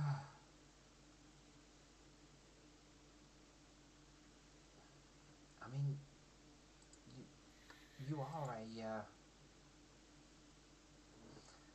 I mean, you yourself, you're obviously a mighty paladin, and I mean, I don't know how the Sun Queen feels about all of this, but I mean, yes, I understand you're trying to protect Katerina and all, but I mean, wouldn't she want you to try and work together and try and find a middle ground with somebody you've worked so hard with and not come to blows? I mean, a little bit of what he said could be true. I mean, if Katerina was a well-placed enemy, I'm not saying he is. He seems very pleasant. We've had quite a few lovely conversations. I mean, I don't think he would cause us any direct harm, but I mean, he does seem relatively naive, and if he does pass on very important information, it could put us or, well, anybody else at harm. So I can see a little bit where Milk Thistle comes from, but I mean, I can understand your point to want to protect him, as he does seem, well, fairly naive and innocent.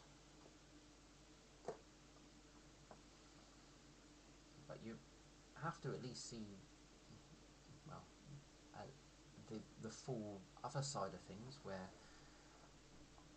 even a friendly enemy face, I suppose, is still to a degree an enemy, unless you, well, we can't lock him in a box to make sure he can never tell anyone anything. It's not how things work.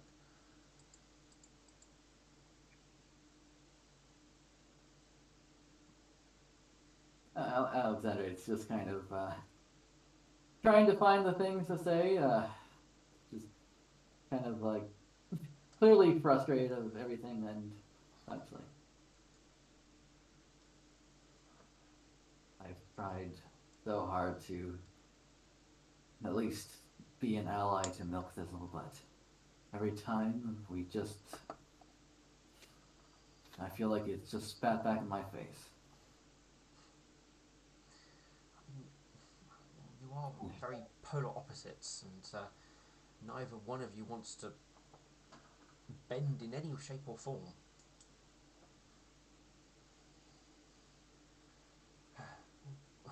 Perhaps what you need to do is bend a little and make him bend a little. You know, some give and take here. It sounds like you want you want Katarine to come with us. He does not want Katarine to come with us. Well, is there anything which could stop Katarina doing anything harmful but still come with us? That could be done. We could perhaps have him under armed escort. I mean, that protects him from Milk Thistle, but Milk Thistle's worry about him sharing information with his mother. Anything we can do about that?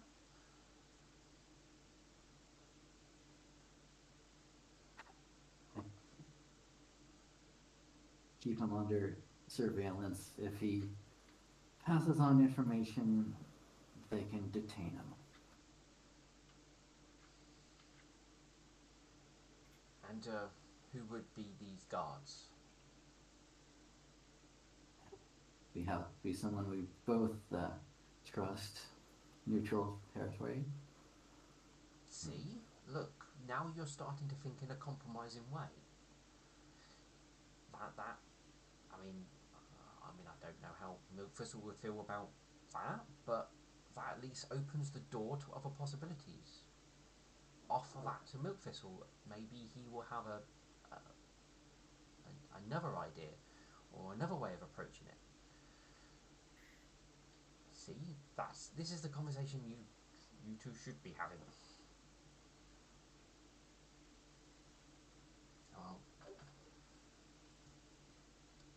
Well, hopefully Bert will talk Milk Thistle around a little bit, and we can both bring you two stubborn-headed fools to the table here. Oh, and about your weapons. She slides over a quill, some ink, and a partridge, and she goes, until you write an apology to everybody for attacking everybody, you ain't getting your weapons back.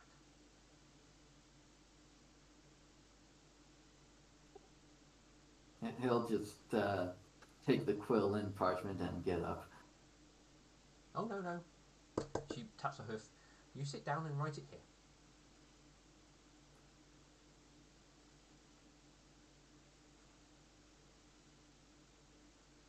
Worse than the punishments of the temple. He'll sit down and I suggest you start with Milk Thistle first, as he will be the hardest one. And you need to understand why your actions hurt the group.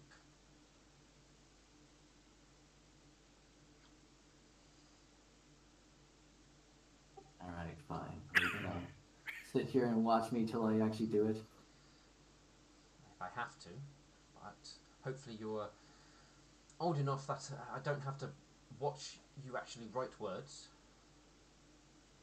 she says, giving you an eye. No. But I'll get us some drinks. We shall see what happens.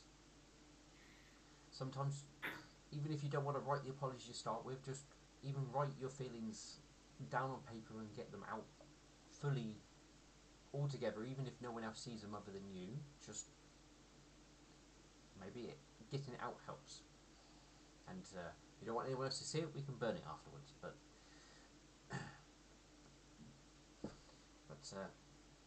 if you want your weapons back, I at least want you to write an apology to everybody. And it needs to be meaningful and has to actually come from your heart. You can't just, write it because I'm telling you to write it.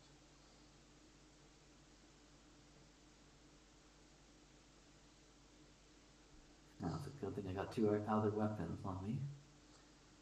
She gives you a frown. Maybe take those two. This is meant to be an exercise to help you think and feel humble again. Because we don't have time for me to put you through take you to the temple and make you both sit down and do a full friendship course.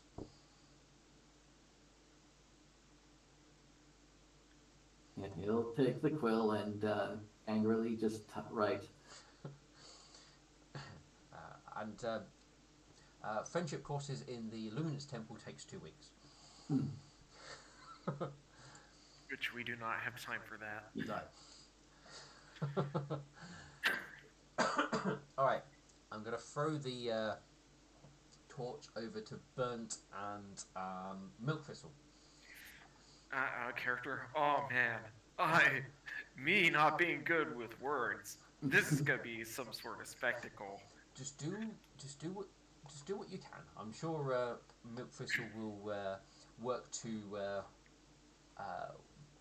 with what you give him. You will catch up with Milk Thistle, part way towards the temple. So, it's about halfway towards it. So you've got a few minutes before you get into the grounds and start walking up the thing.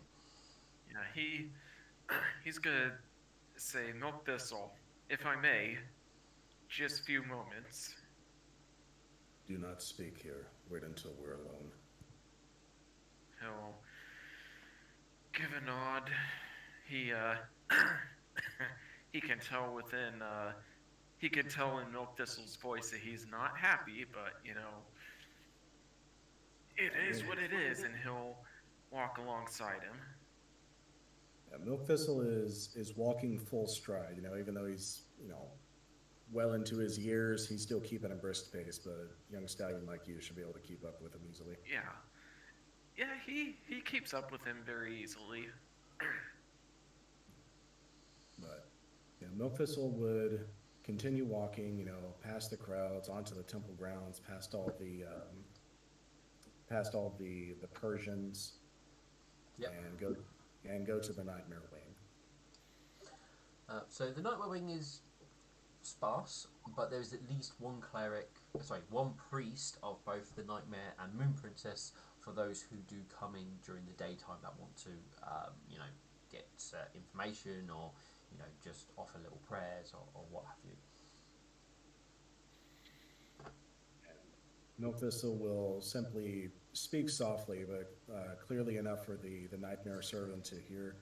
We will be undisturbed, and he will continue back into the cloistered rooms. You won't be stopped. You have earned the privilege enough that you can just walk straight into the back rooms and not be stopped. Burned is still keeping pace. And when we get to the farthest back cloistered room, Milk Thistle will open the door, walk inside, light a single candle, and then wait for Burn to step in. Burn will step in and he'll shut and lock the door behind him. So we should sit, and we should definitely talk. Well, there is much to talk about, Burned. Had you not caught up to me, I would have gone straight to High Priest Midnight Vision. We are compromised. Alexandrite has declared himself our enemies and has placed his loyalty with Katerina over the party and over the mission. If if I may, he says, a burn sort of he blinks a looks to Mocthus while he says, Katarina's only a child, isn't he? How is he a danger? He is an undead monster, likely with a modified memory, whose mother has attempted to conceal the truth of him from everyone. His mother is the prophet of a demon who seeks to destroy everything. Katerina, whether willingly or not, is our enemy and an undead monstrosity who should be destroyed. He'll he'll raise a hoof just to uh words they escape me. He raises a hoof as if to say to take a deep breath, and he'll blink a bit. Says he has modified memories. You say? I do not believe he is what he thinks he is. He believes he is real. He has been disguised to appear as real, but there is no doubt that he is undead. Is Whether, it? Sorry, go on. whether he was raised after having died or is just an amalgamation of necromancy and the foulest order, it matters not. He doesn't even know what he is. It is nothing more than a creature. It has been nothing more than a useful tool to blind the eyes of Alexandrites and turn him against us. Is there is there any way we can maybe sever his link with the mother, with his mother, without killing him? I mean, from what little I've seen, he's done. And don't get me wrong, I'm sure that a lot of the stuff a lot of the information you've gleaned off of Katerina with your few interactions with him is certainly valid. I'm just curious as to if there's any way we can. Because with all the times I've interacted with him, he seems a little naive, sure, but at heart, he's still a kid, undead or not. And if there's a way we can maybe. If there's a way we can maybe cut him off from his mom without killing him again, because not all. I. Pardon me, but I could be wrong. Not all undead are evil inherently, are they? He asks, and you could tell this is like he knows very little about necromancy aside from what few times he's had to deal with it. Do you have knowledge religion, Burnt? Let me see. Do I have knowledge religion? All right, that's under skills. Yes, I do. I have a 3 in it. Do you have at least one rank in it? Is the main thing. Yes, that's where the 3's from. Okay, you can make me a knowledge religion check, blind. All right. So this will give you what you know about undead. Yep. Ooh. Okay. So, no, were you here with the? When was it you joined us again? Sorry. It was shortly before the desert, like. Oh right, yeah. So it was. That was a while ago. That was like what, 2 years ago almost. Yeah, it was quite a while ago. Okay, so you weren't here during Villager Town and the undead under the city, correct? Right. No. Cool. I've heard passing mentions of it, but yes, you heard that. Okay, cool. So your understanding of the undead will be what most people know of undead. So, um, mm, where's it gone? Okay, so you know that most undead were once unliving. Uh, so knowing details about the phase of existence that basically precedes the previous before they become undead. So they know a little bit about what happened was going on when they were alive. You also know that unholy water damages undead as if though it was acid. Um, you also your understanding of undead is that they are normally evil, and as such are the means to create such beings are. Undead are healed by negative energy and harmed by positive. You also know that undead are immune to numerous magical effects, including mind affecting effects and abilities that would affect a creature's physical construction. You would um, you would also know that generally most undead are quite mindless and will act in a fairly mindless manner. Normally, only very powerful undead can act with any self autonomy, and again, they tend to act in a very, thoughtful, evil way in regards to how they go about things. The methods to resurrect undead are generally considered evil, and only evil individuals normally would go about excuse me go about bringing people back from the dead in such a way. um, Only sort of very powerful undead are normally the ones who have any independence to themselves, and they're normally extremely difficult to be made, and normally require more than a necromancy to do it. They normally are done from like a great vampire type thing, or there is other very high powerful magics involved to make any sort of fully properly sentient undead. Hmm.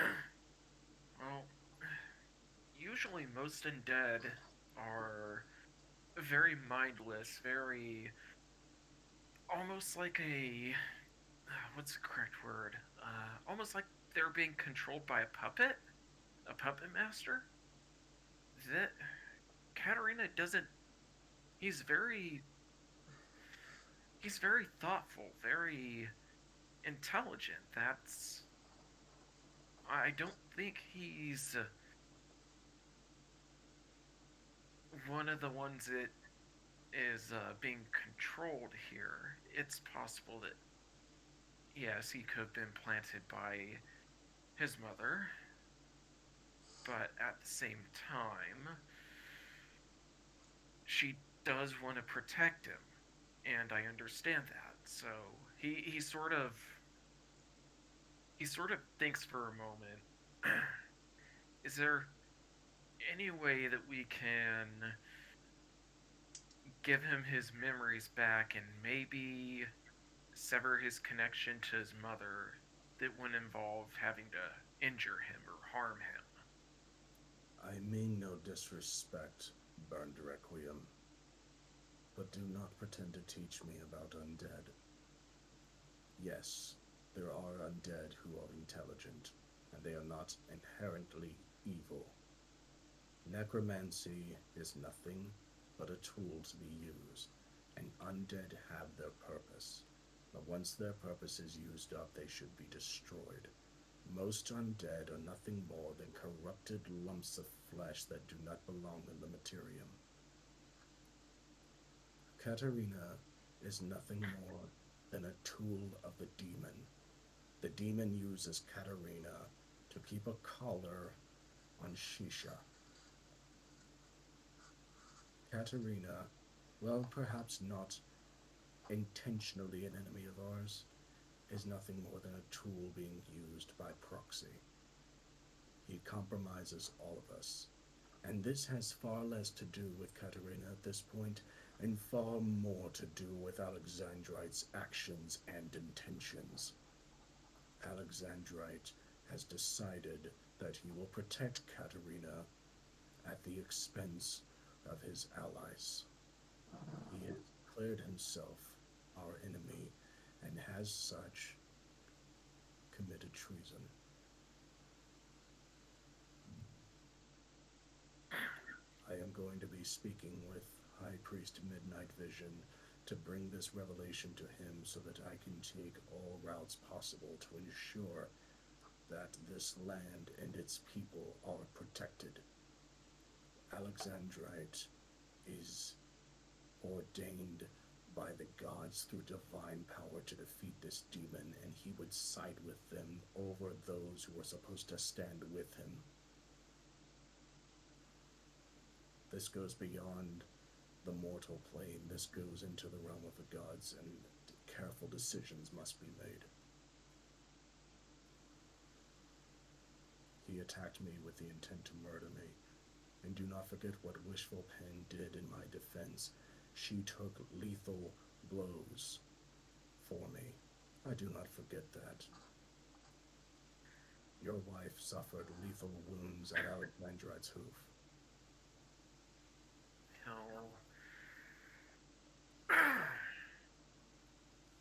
He'll give a nod at that, and he'll say, "Yes, I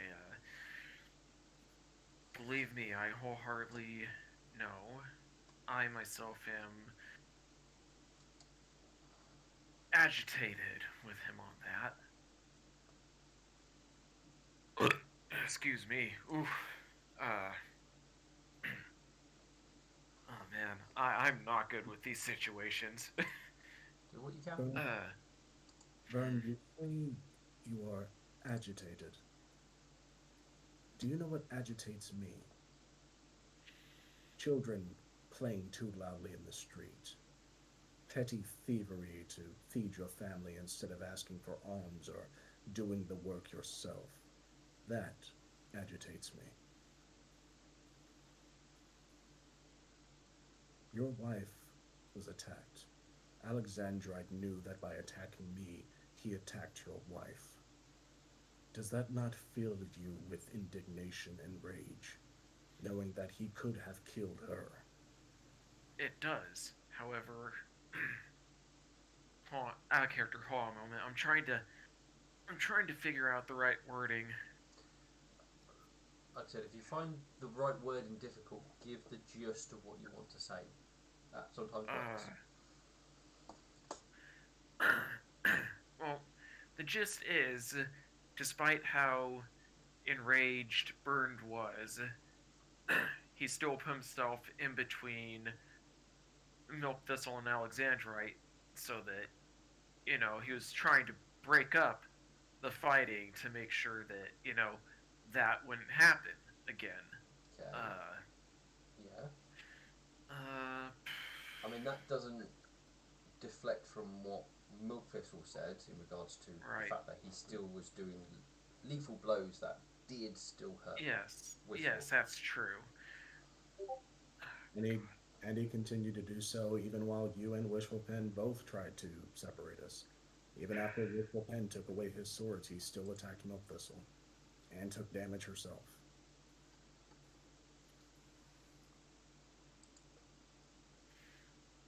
Out of character? God damn, I hate being put in the middle of this shit. God bless America. Fuck. Oh, man. Okay, I'm trying to think back to when my older brother and my older sisters would argue. I repress these memories for a reason, guys.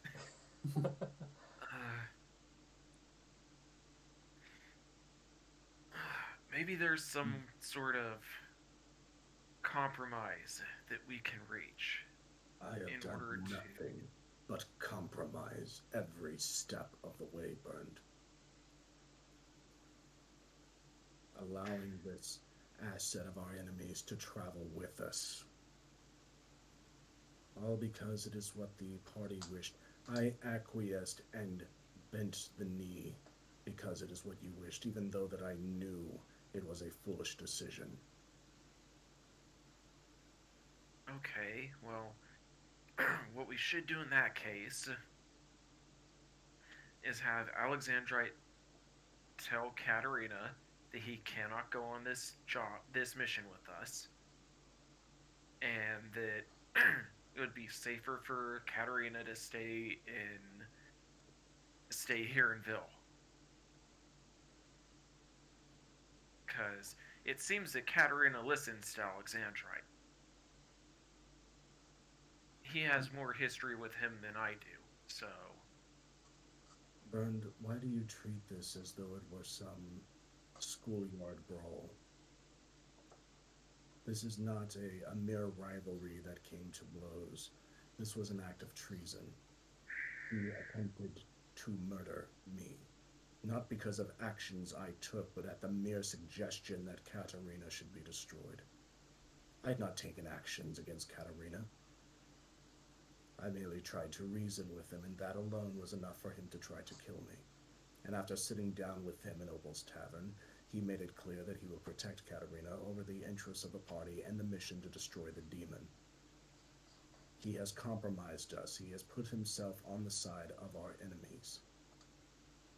He will act against you.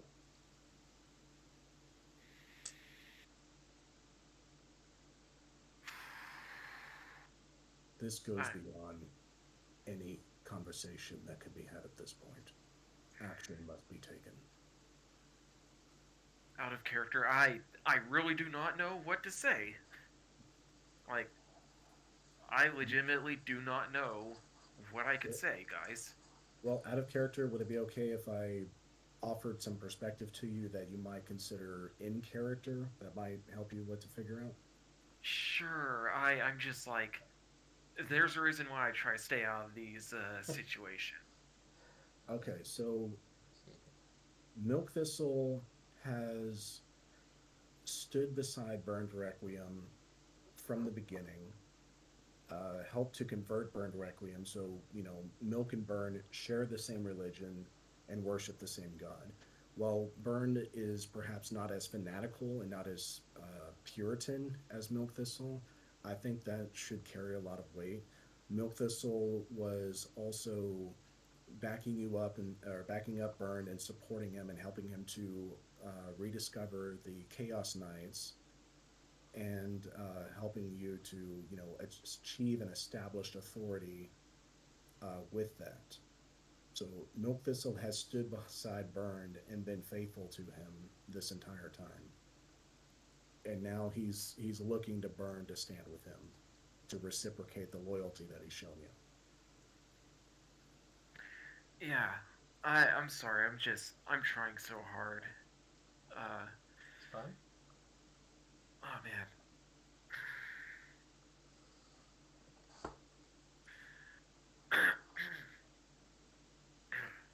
I do agree that actions must be taken. Yes, I part of me still wants to see if there's any way we can restore the memories that Katerina lost. That's that's just my personal angle. Is the thing. So I'll stand by you like you have with me, but I will not allow you to harm a. Hold on a minute.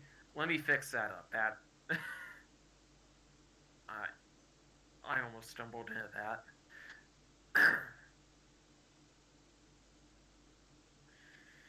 Okay, come on, brain. I know we don't get along very well. I think what you want to say is you want to stick by Milk Thistle, but you don't want to see physical harm done to Katarina, as you want to see an option Yes. without that happening. But you will still Yes. stick with Milk Thistle in regards to him being a danger. Yeah. Yeah, because, like, honestly, from what Burns gleaned from Katarina, he's not a bad kid. Yeah, he's undead, but at the same time, But I think you're missing one of the other aspects that Milkfist has pointed out, his mother is bad, and the big part of the big evil bad group.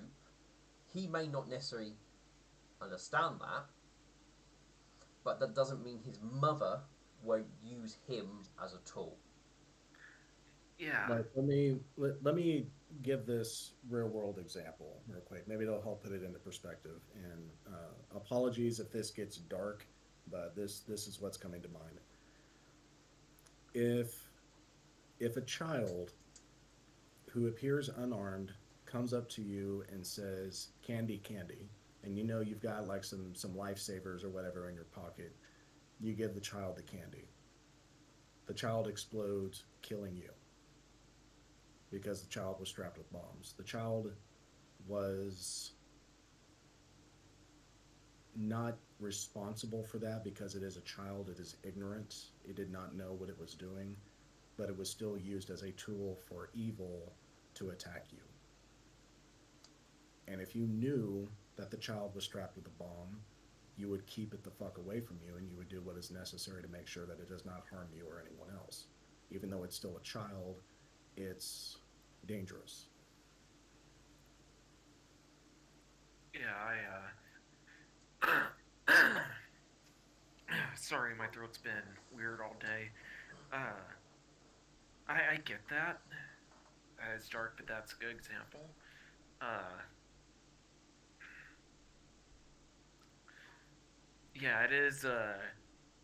It is Shisha that's the issue here.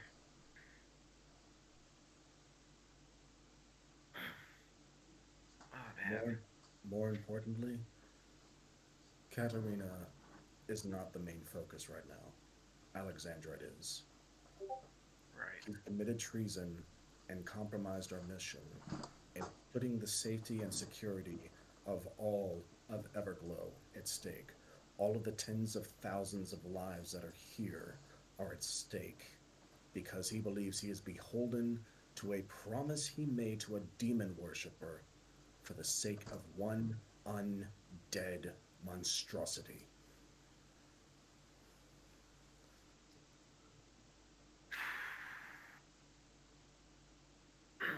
Alexandrite is risking everything and everyone for his stupidity.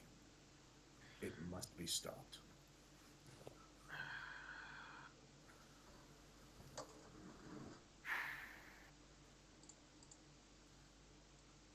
I'm sorry. I'm blanking. Like I know there's things I could say, but it's like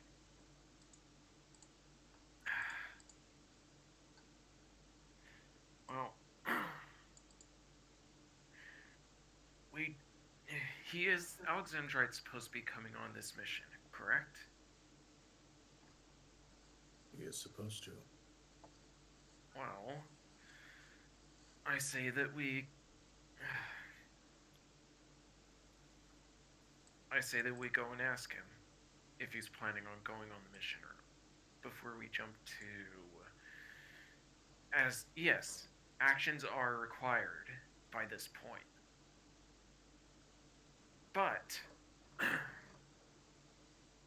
but we should definitely ask him and ensure that he is still going on this mission or not The before we mission, take action. the mission has been put forth by Duchess Lilypad. She has commanded she has commanded those who attended the meeting to go on this mission, all because she commandeered our vessel. The mission is not necessarily directly related to the destruction of the demon as we are divinely ordained to carry out. I have no doubt that he would go on this mission. What matters is that he cannot be trusted. Alright, in that case, yes, let's speak with Midnight Vision and see what options are available to us. And then let's think it over very carefully. Very well. I out of character. I am so sorry, guys. It's okay. That's all right. It's Don't apologise. it's just these sorts of situations are why I don't usually do PvP. I Yeah, know it happens, but yeah. it's like, Yeah, there's a reason why most GMs just ban PvP completely. Yeah. It, We're go ahead. all right, that's fine. You carry on. You say what you're going to say. But this campaign has been very heavily story driven, and this is just part of the story for better or worse. Mm-hmm. Yeah. I mean, put it yeah, this way: there is a fail condition. If you guys fall apart, Everglow falls,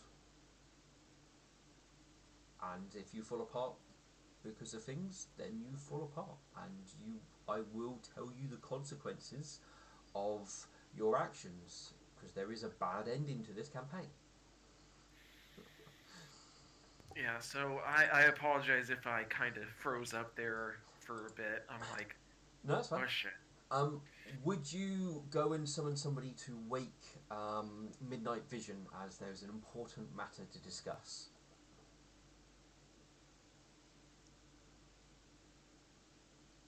Yes. I was more looking at Milk Thistle as he probably actually has the authority to do such a Oh, thing. sorry about that. But you can ask, but they probably look at you questionably and then look to Milk Thistle to see if that's actually true.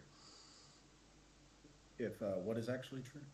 If you wish Midnight Vision to be woken because there's an important matter to discuss. Yes. So yeah, Milk Thistle will explain to Burn that I'll just do this out of character. That since he is the high priest and considered the wisest among us, that his sleep is of vital importance, and that only under the most extenuating circumstances should he ever be woken up from his sleep. So if we come in there and say it's like Benny McFinnigan stole my sweet roll, there's going to be harsh punishment for that. But this is definitely something worthy of his attention. Yeah, I mean that's grounds for getting an ass kicking right there. Well, I hope Alex is writing out a very good apology because I expect him to be typing that up. I will have it to you by next session. So you guys will speak to somebody who will a little bit reluctantly agree to go and wake Midnight Vision because they know they should only do it under great importance, and you ask it, and they will go and do it, even though they probably don't want to. But Midnight Vision will come to you in your in the room that you guys are waiting in, probably after about 20 minutes. Once you have asked for him to be summoned, he does look fresh. He is dressed, looks well groomed, and you wouldn't have thought he has just been woken up. Though he's not necessarily in the most finery of clothing that you normally would see him in. He is in a more simple clerical outfit at the moment. Milk Thistle stands the entire time, and as soon as Midnight Vision enters, he will bow deeply and give the greeting. Order and discipline, High Priest. Order and discipline. Milk Thistle. I've been informed that there is something of great significance currently ongoing that requires my immediate attention from yourself. Yes, Alpha. I do not ask your forgiveness out of ignorance, but this is of great importance and needs the gods' immediate attention. Then speak, child. We shall. I shall hear your words, and they shall be judged. Milk Thistle will rise up and he will uncharacteristically lock eyes with the High Priest. He normally keeps a downward gaze, but he will lock eyes with Midnight Vision. Alexandrite of the Sun Queen Temple has committed treason and intends to side with the demon that intends to destroy everything. you can tell that got his attention very. There was definitely a hint of surprise on him from momentarily, but then a severe look of concern. Go on. Katerina, the zebra that travels with us, is the son of the demon's priest, the prophetess that serves him. I have voiced my concerns of his travels with us multiple times, but permitted it to take place to placate him and in a hope to meet compromise. I have discovered just today that Katerina is in fact undead, and that he has been disguised through magical means to appear as living. The milk thistle will pull out his blade that still has the black ichor on it, as well as the lock of hair that is dead. Yep. Alexandrite promised a long time ago that he would protect Katerina before it was revealed that his mother Shisha was the prophetess of this demon. And even after it has been revealed to us that Shisha is our enemy and works to carry out the demon's will to destroy all of Everglow and all of us here, he intends to keep the promise. He attacked me openly and blatantly, calling upon the power of the Sun Queen to smite me down. And even after Burned Requiem's wife, Wishful Pen, attempted to protect me by taking my wounds onto herself, he continued attacking with lethal intent. All because I suggested that Katerina is an undead monstrosity that should be destroyed.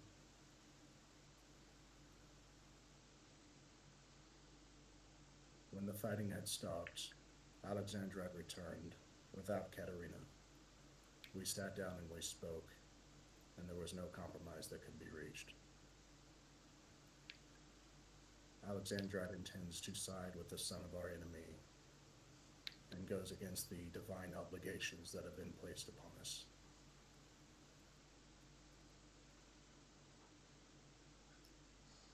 I see your predicament. This is quite a tale you weave,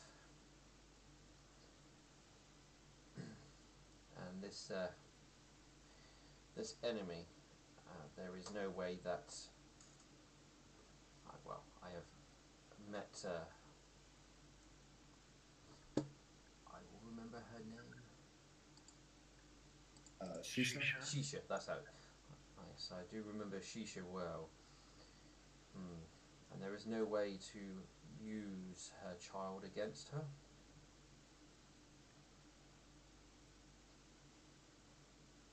If there is, I have failed to find a way.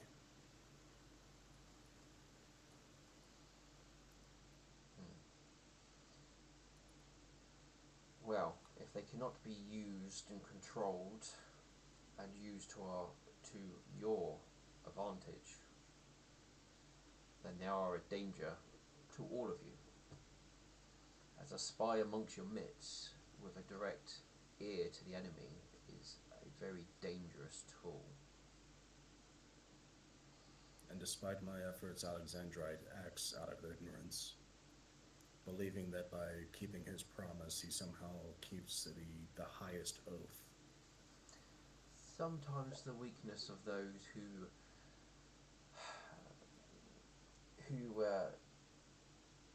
look to the side of good, they take their promises and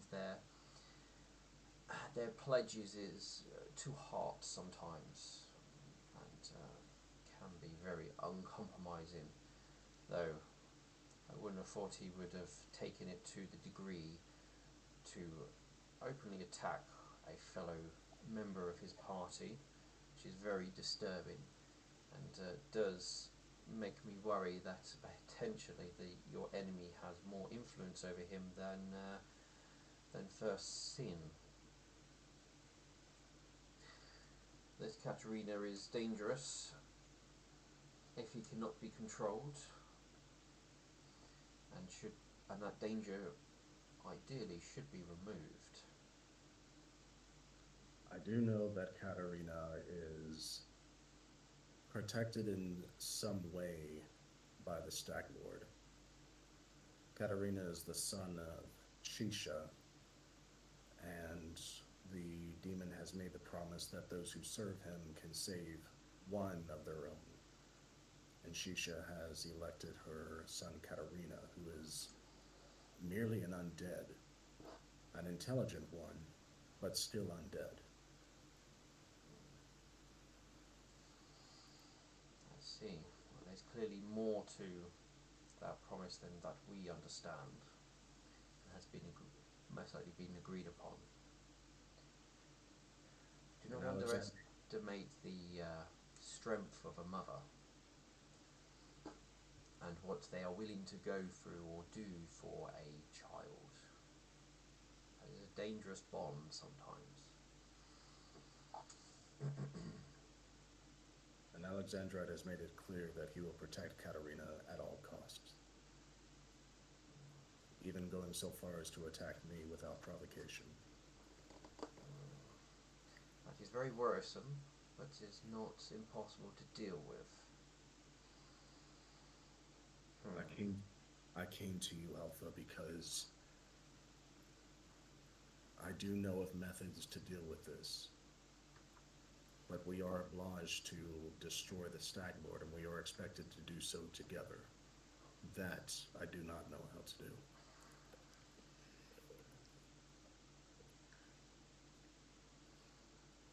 Not without outside intervention. Well, it is very likely at this moment that you would need outside intervention because dealing with your child problem can be dealt with swiftly, though would most likely break your party apart. As if, and it is very clear if anything happens to the child, I doubt your paladin would walk the path that he is destined for. And if he does not walk that path, then there is no saying to what ends would bring to everybody. As meddling with the gods' wishes is not something that should be done. But us mortals still have free will, and they can still impact what the gods do wish.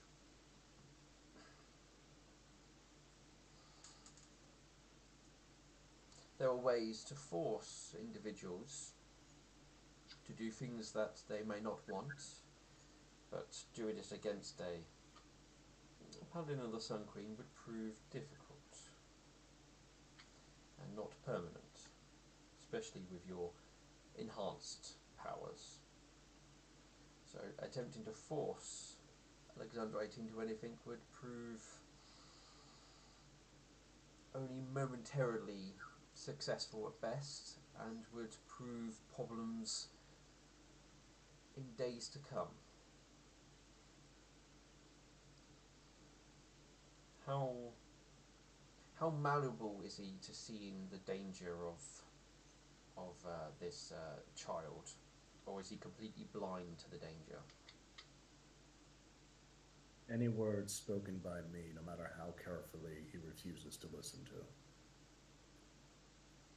In his attempt to strike me down with his smiting power, he has made it very clear that I am his enemy. Is there another individual that Alexandrite would trust that might see your way of thinking or understand your thought pattern that he would listen to? Wishful Pen always addresses every problem as a scholar. She may not help him understand, but he will at least listen to her. No. Lightning Blitz, his wife, could also perhaps be persuaded. Hmm. Wishful Pen, follower of Princess Luminance. They Yes. will always look at the path of friendship. Perhaps the authority of the Sun Queen Temple could bend his will.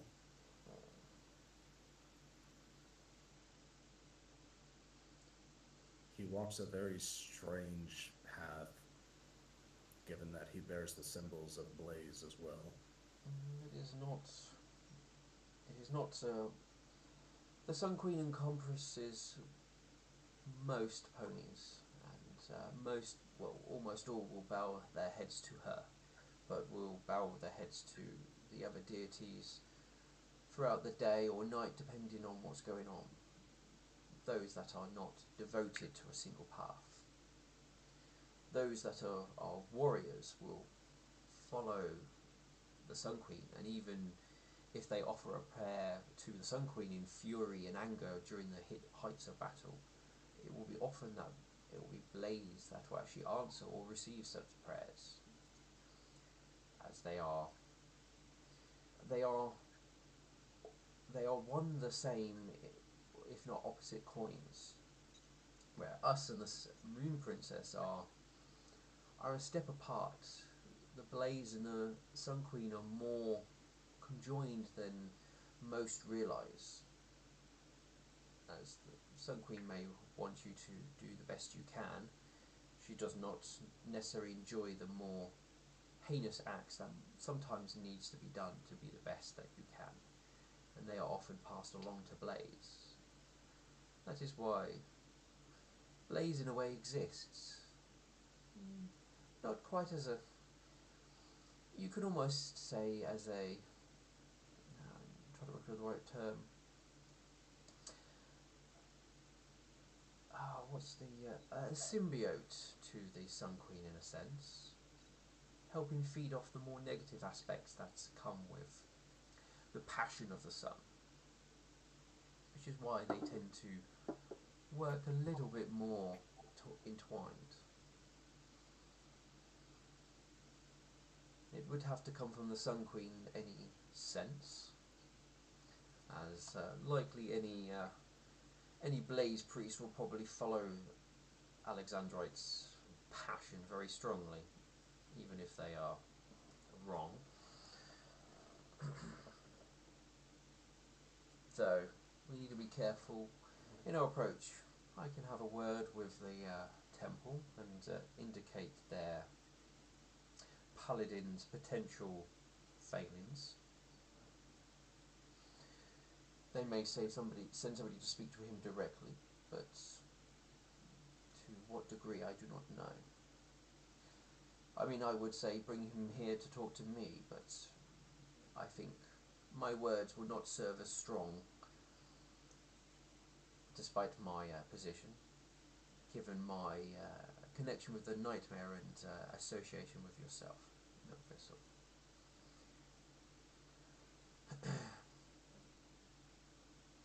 Then what actions should I take, High Priest?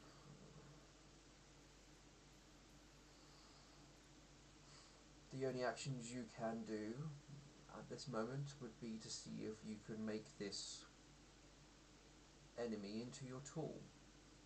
Make him serve you, not his mother, or your group and not your mother, or your cause and not his mother.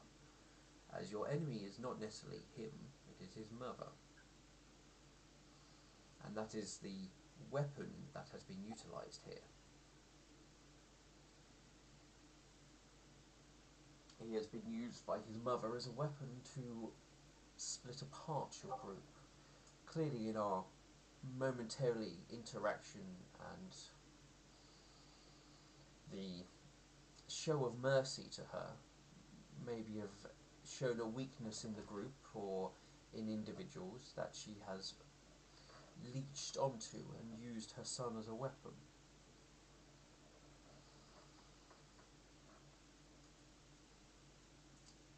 Alex may protect him, and that may be the undoing here, but perhaps you can use that protection against everything can find the way to twist it into the weapon that he could turn into.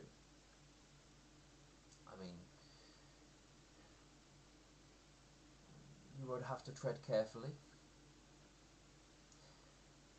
as of clearly the threat of him being destroyed is a sore subject.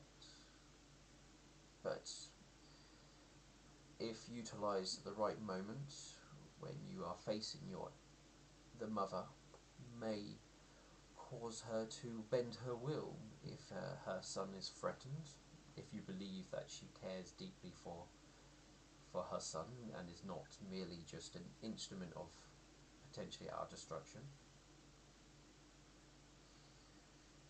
But you would have to be careful, as it sounds like that will be the moment your paladin friend may turn against you and join her side. And that is something I cannot risk, Alpha.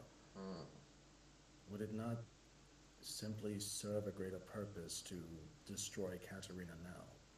He is undead, so we have the means. And frankly, we have the justification.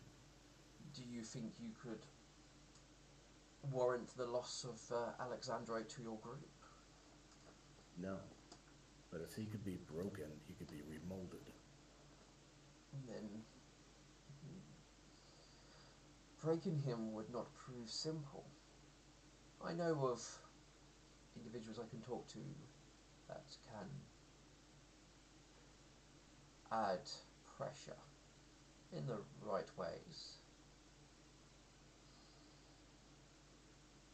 But ultimately, it still comes down to him, as the pressure may be put on him and he may break, yet he might not falter, and he may continue unbroken.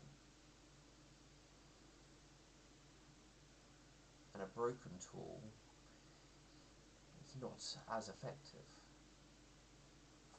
And then you're still dealing with your original problem and a new broken tool.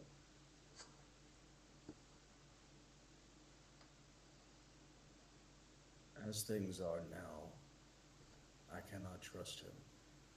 If he has attempted to strike me down in murder, and he refuses to see the enemy for who they are, I do not see how it is possible for me to travel with him. We could put something in place to ensure that he cannot raise a weapon to you. Though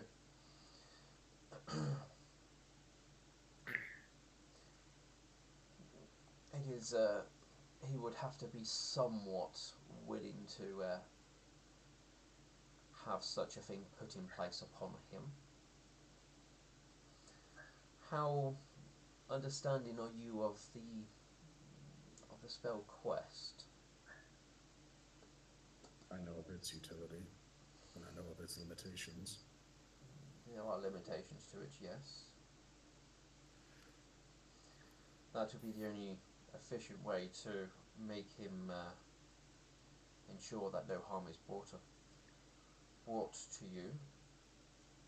It can be done with strong enough influence that it should not be able to be broken by anything other than fairly strong means. That will be outside your paladin's influence. But as it takes time, that does require him to be somewhat willing to have it done. Without sufficient pressure, he would expect me to compromise so much more greatly than I already have.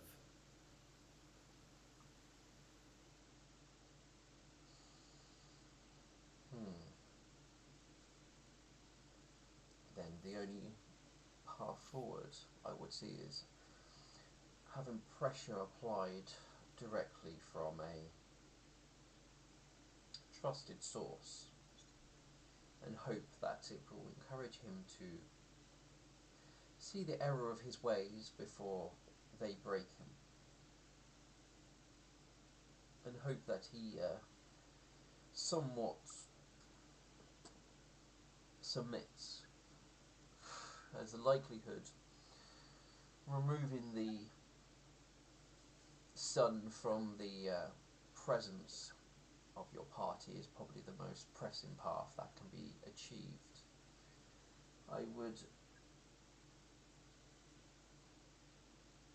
I would avoid using a permanent solution, as I feel that would play into our enemies' hoofs, and that's exactly what they want.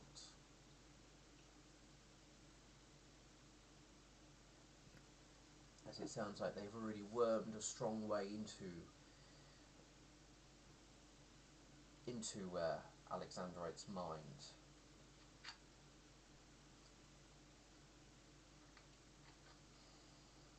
Hmm.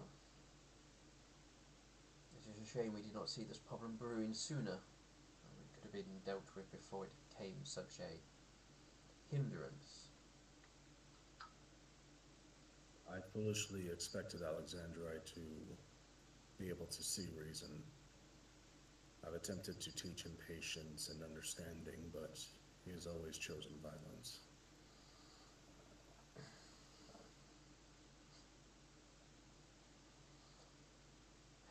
Shame.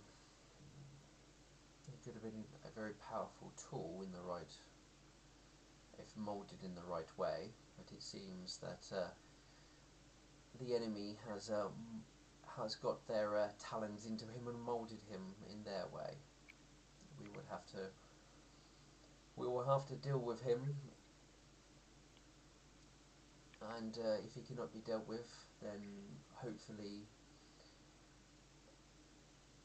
hopefully the manner will neuter him in such that if he should fall, he will cause very little damage.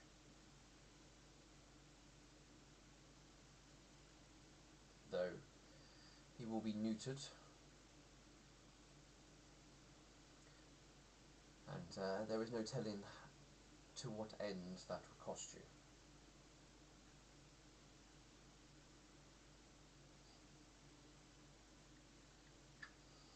Do you have any particular names you can put forward for those that he strongly shares influence with outside of your party? If not, I will speak to those that I know of within the circle of the Sun Queen, as I'm sure they will be interested to hear a paladin raising a weapon on a fellow champion as well as a party member. Lightning Blitz's wife, even though she did once travel with us, she does not anymore. A spouse. She is more likely to side with him just out of love more than anything. That one, if she can be moulded in the right way, could be useful, but how much influence do you already hold over her? Minimal. We shall. That path will be best taken as a extreme solution. There are better paths that we can take at the moment through the Sun Queen Temple. Duck, perhaps. Though her mind seems flighty, she does have a pure soul. This is true, though interactions with Duck makes me feel that she just wants you all to hug it out is probably the only way I think she would put it. I don't feel that you and Exeladite will hug, and nor will you would want to hug Katerina, as I'm not sure that would be the right path as it is. And I don't feel she'll understand the situation and the severity of it fully. Out of character, I'm not sure exactly who would be a neutral party that Alexandrite might trust. That's fine. If you don't know, the Midnight Vision has some ideas of where he can go. Yeah, I mean, like who have I seen Alexandrite interact with that might be a neutral party? Like Opal, but from Opal's Tavern, but I'm not sure she would be able to grasp the severity of the situation. Well, she is a former adventurer, isn't she? She was, but she wasn't with the party super long before she kind of like went back to her tavern here and started to run that. So she wouldn't really fully understand everything, and she knew Alex in the early days, and he has changed quite a bit over the months. Trying to think of anybody from Galloping Dam that might be a neutral party. His old temple would probably, they wouldn't be considered neutral because they are might side with him more, but you probably also don't have time to get somebody back from Galloping Down. Right, so it's got to be somebody here in Villatown. I mean, the shop merchants. I don't think those are good choices. Milk Thistle's not really on speaking terms with the the zebra on the east side of town. Forget his name. Sticks. Yeah, I'm not even sure you've spoken to him very much actually. Well, Milk Thistle left very disappointed in Sticks not wanting to like step up and try to resurge his culture and whatnot. Oh yes. But anyone from the Luminance Temple, I don't know. Like in and out of character, I don't know who would be a good neutral party to reach out to. That's fine. I have an idea out of character, but I'm also like, I'm just gonna stay quiet here. No, that's fine. I mean, if you don't know anyone, that's fine. Like I said, Midnight Vision has ideas, and he won't share all his ideas because he will operate through what he can do from his side. So he will basically talk to who he needs to start that going. Because he won't tell you all his plans and all his connections. He has to hold some strings here. Secrets. Yep. But that, yeah. But he's seen if you have more of an additional insight that he might not know of. Just in case. I'm thinking. Uh, Duchess Lilypad. Actually, yeah, certain members of the council might be available. Duchess Lilypad has sponsored Alexandrite, and if she found out that he was potentially compromising everything she was setting up, that might put pressure on him.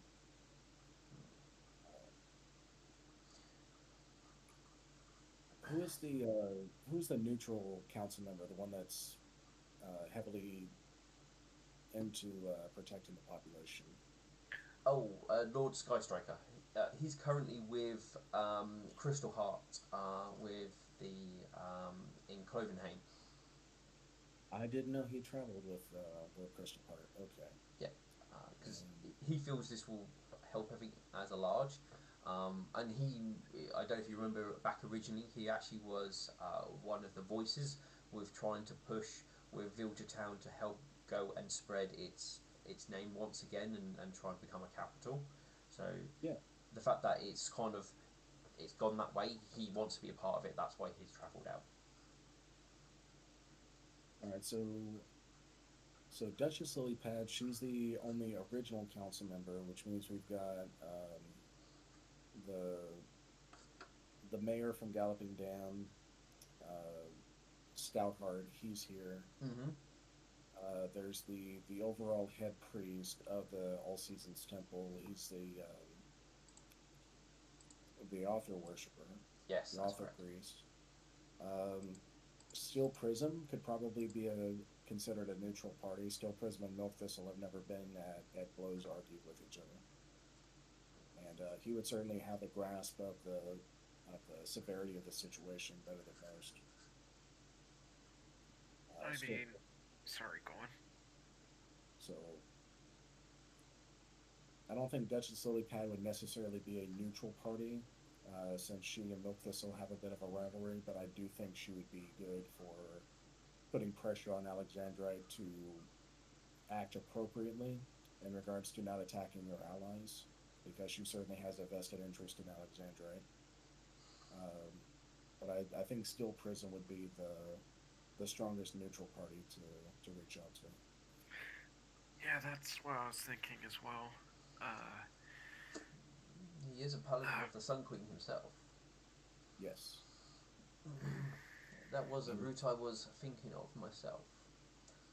If the High Priest of the Sun Queen did not prove fruitful, as I will admit I do not know how strong their relationship is, the High Priest. I have a feeling it is not as strong as ours. I believe Alex's direct faith is not as strong as yours, McFessel. It is more lip service than probably anything. but that does not stop him from calling on the Sun Queen's power. It does not. That does not stop most people who will do so. Most do not have to be as stout believers as you and I to be able to grant such powers. Sometimes it can be just as long as you bow your head and show the correct or the right words and rituals when the matter comes, they grant you power. Only those who truly give themselves only truly receive the full benefits, which may not be necessary in this life, but maybe the next.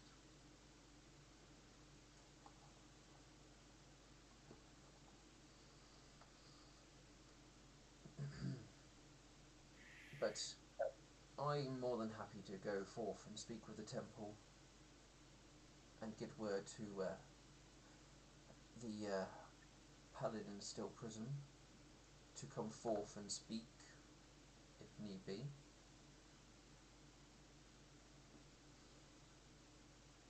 Perhaps the Paladin might prove fruitful.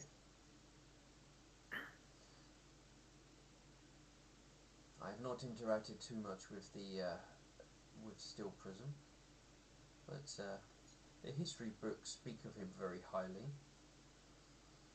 and he does not strike me as an individual to shy away from difficult matters, as long as he sees this point and does not prove weak like Alexandrite, then perhaps he may be our saving grace. Though, if he shares the same weaknesses, it could be harmful. Quick out of character. How long do you still have milk? About 8.5 minutes. Yeah. Okay. I mean, Yeah, I was like, ooh, it's getting close to that time. yeah. I mean, it's getting close, but I mean, we can do the stuff without McFessel if the moment comes. Yeah. I just wanted to make sure that we're not No, that's going fine. over. yeah. But I will speak to those that I can and move this forward. The only path that I can tell you to walk at this moment is to see if you can see a path that will turn your enemy into an ally or a tool, whichever would prove the most fruitful. But if no path lays forward, then they are to be removed as best as possible, even if they are if that is put as far distance away from Alexandrite as much as you can, or permanently removed if it does not cause a rift with your paladin. It sounds like you might have to use distance rather than a permanent solution for the time being. As I've endeavored to many times before.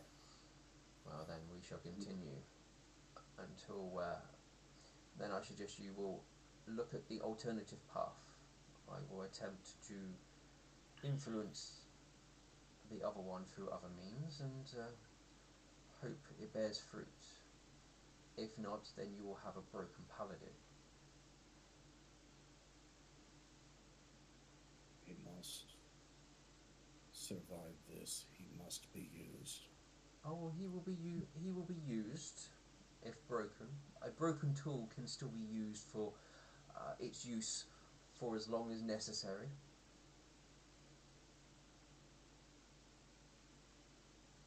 and it can I still be patched to keep it going if necessary.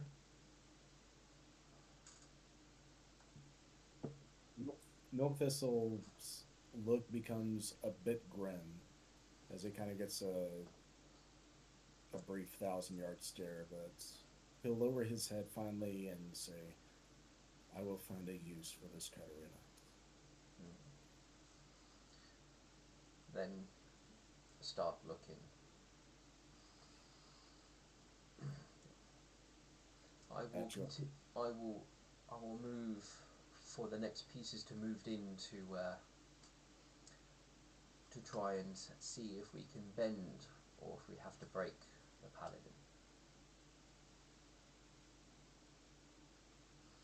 at your command, Alpha. Walk in step.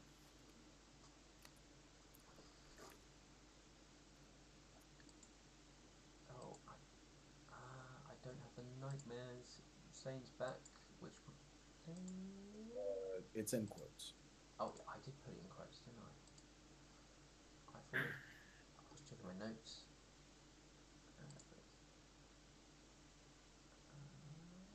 Quotes.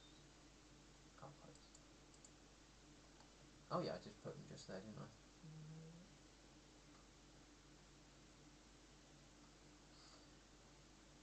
Well, we will find a use for him yet. But you will still stand until you will stand. Oh no, no, those are insults. I want to say. Do not worry, we will still rise as one.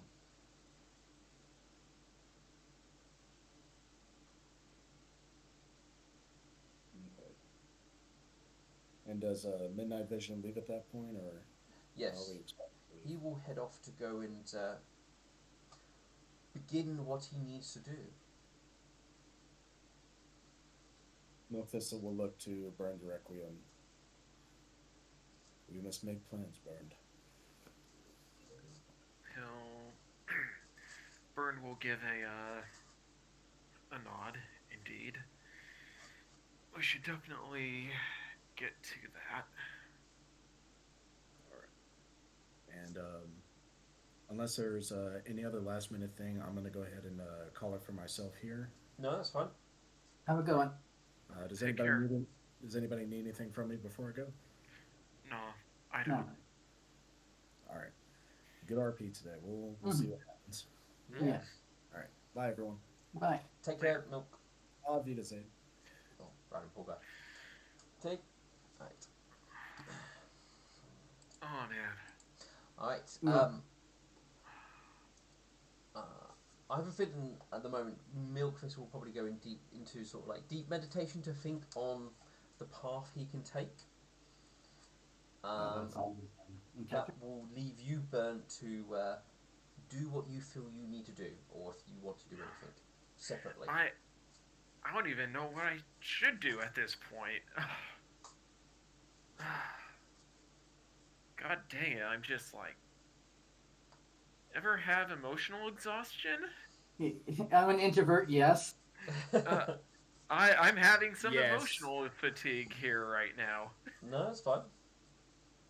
Yeah, no, I don't know what I could really do right now, so Bird is gonna head back to Opal's Tavern. I'm like, No, that's I'm fine. worn out from this. So, in the meantime, while you're having your meeting with Midnight Vision, Alexandrite and obviously Wishful Pen will be talking. I mean, I don't know if Alex is doing much talking. Wishful Pen's probably doing more lecturing. He's probably like writing his apology letter. Yeah, Wishful Pen's probably giving you some friendship lessons. But Metal Banana will come to Opal's Tavern at that point while Wishful Pen and Alexandrite are currently sat at the table. Sup, bitches? I'm kidding, nah. I was gonna say, is that really what you say? No, I wouldn't. No, Meta would never say that. Alex is looks like he's in the process of writing something. Wishful Pen has definitely numerous books and looks like was almost like doing a school lesson to Alex at this Okay. point. She does stop and look over to you as you approach, and Wishful will Yeah, go, what is "Oh, like? hello, hello, Metal. Yeah, hey, how did the meeting go? Oh, Tech." Oh, she looks around and goes, uh, "Right. What's Well, we can't say at the moment." what's uh what's the matter? You. Uh, she sort of gives Alexandra a little bit of a glare. Um, right, there's been, meeting aside, there's been a little bit of an problem between Alexandrite and Milkvessel. Those two like finally fought? Yes. Oh, about time. I was waiting. I was wondering when that happened. Well, they've definitely had a big falling out over this, and it's definitely caused a bit of a rift between everything. And well, I was surprised if it didn't. yeah, well, well, sometimes when two people fight, it airs everything out and gets it out in the open, and they can start making up. But they haven't got to the stage where they are happy to try and make amends. They are still seeing very different points of view and having strong disagreements. And there's nothing wrong with that, but when the fate of Everglow rests on our shoulders, it yeah, can cause problems.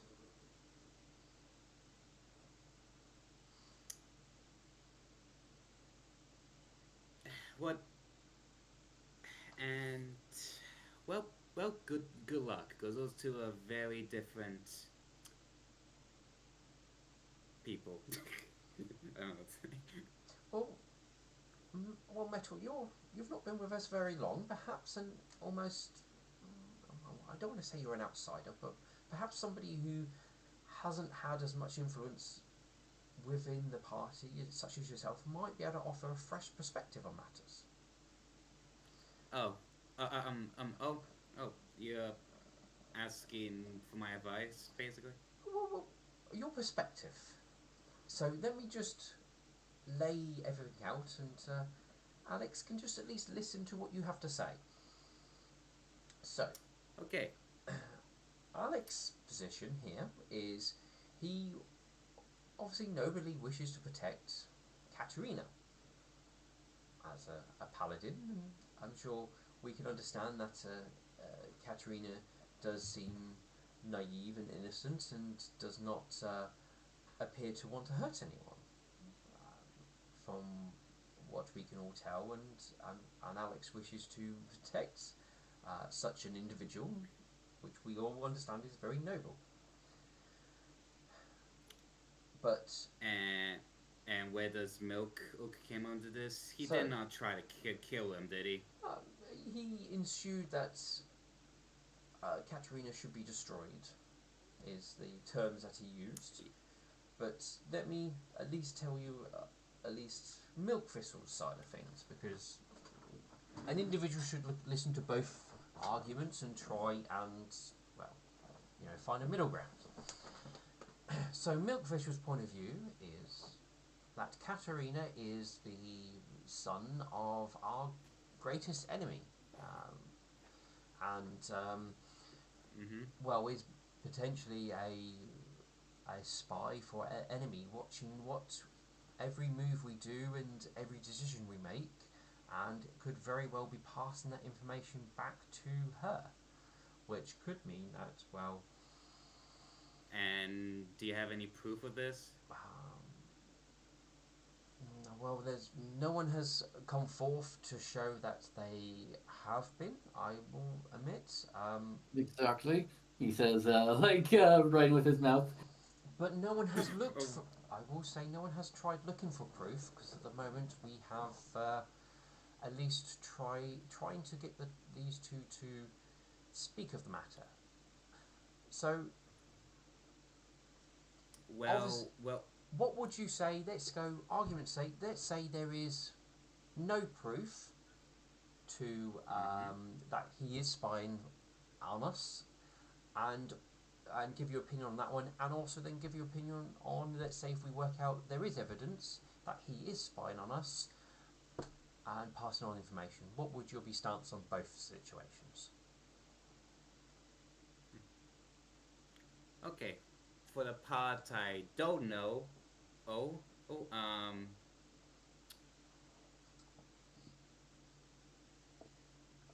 I, I, I think, Milk trying to destroy him is like completely idiotic. Oh, That we don't know exactly. well, what I will say is it has become recently news that he appears to be undead. Excuse me. Uh, he is undead. Not, Uh, um, Again, any proof of this? yes. All right. What's the proof? Well, I mean, Milk Whistle currently has the proof, but the proof was that when he was when a piece of his hair was taken off him, it shriveled up and died like a corpse. When Milk Whistle took a little bit of blood from him, the blood turned into black ichor as if in a corpse, and he was healed by um, negative energy. Okay. Okay. Okay. The first two parts I got. The last part I didn't. Oh, negative energy harms you if you're alive and will heal you if you're undead.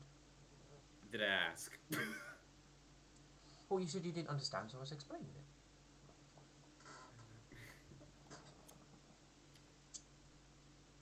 Well, have you checked his heartbeat, eat, smell, eyesight, muscle reflexes? She goes into like extreme detail about the biology of like a basically a living creature, like kind of like a doctor would, naming every single bone in the body. Yeah.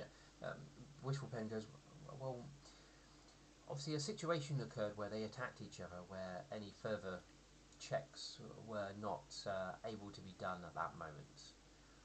But Oh, the evidence does point towards he is most likely of some sort of undead creature. okay. Do you at least know what kind of undead he is? Not presently, no. Okay. But he's at least obviously intelligent, so I suppose that puts him at you know at least something as powerful as a vampire. Hmm. But he is not burning in the sun, Well, though. no, well that I mean obviously means he's not a vampire, but he's obviously of Yeah, some obviously. undead of significant Hmm. power, or there's an aspect of how Ray's dead works that I'm not familiar with.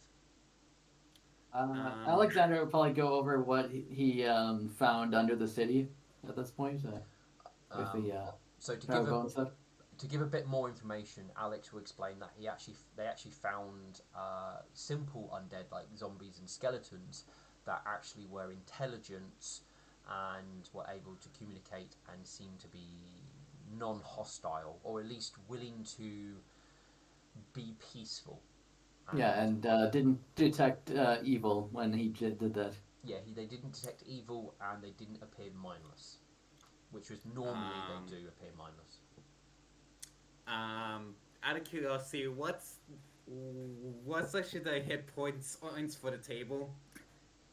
They're usually like 10? you. Hmm? Okay. About 10 hit points. She will like.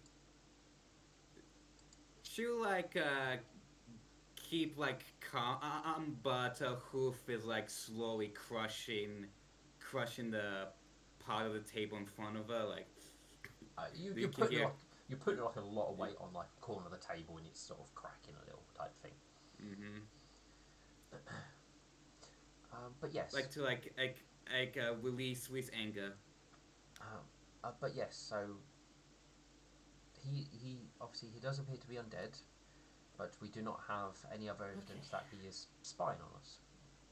Okay.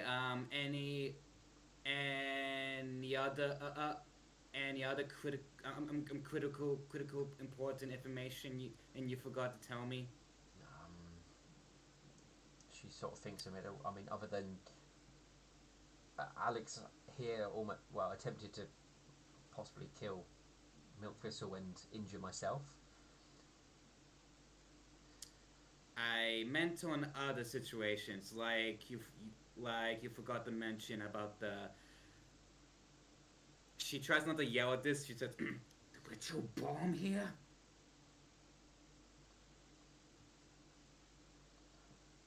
What? Or doomsday device here. She'll mention it. She goes, that's not a pressing matter at the moment. I mean, it's been dealt Because you with. failed.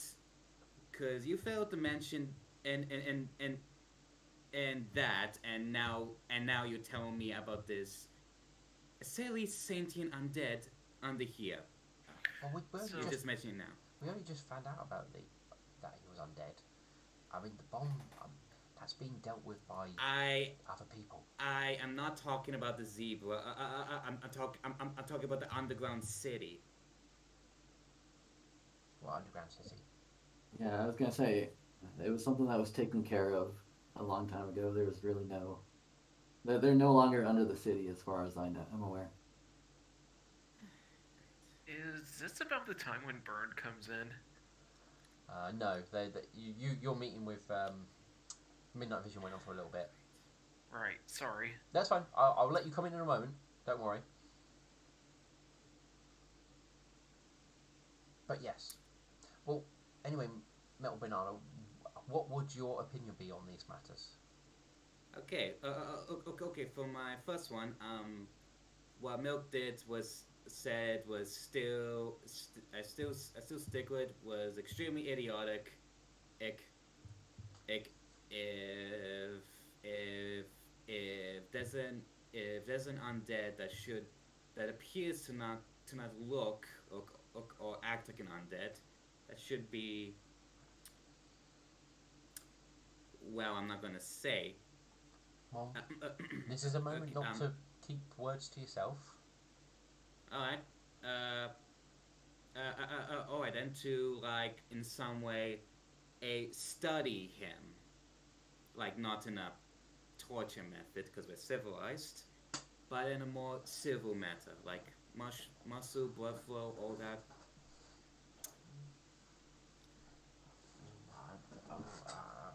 Okay. I mean, I'm not sure what you hope to learn from studying a body, but okay.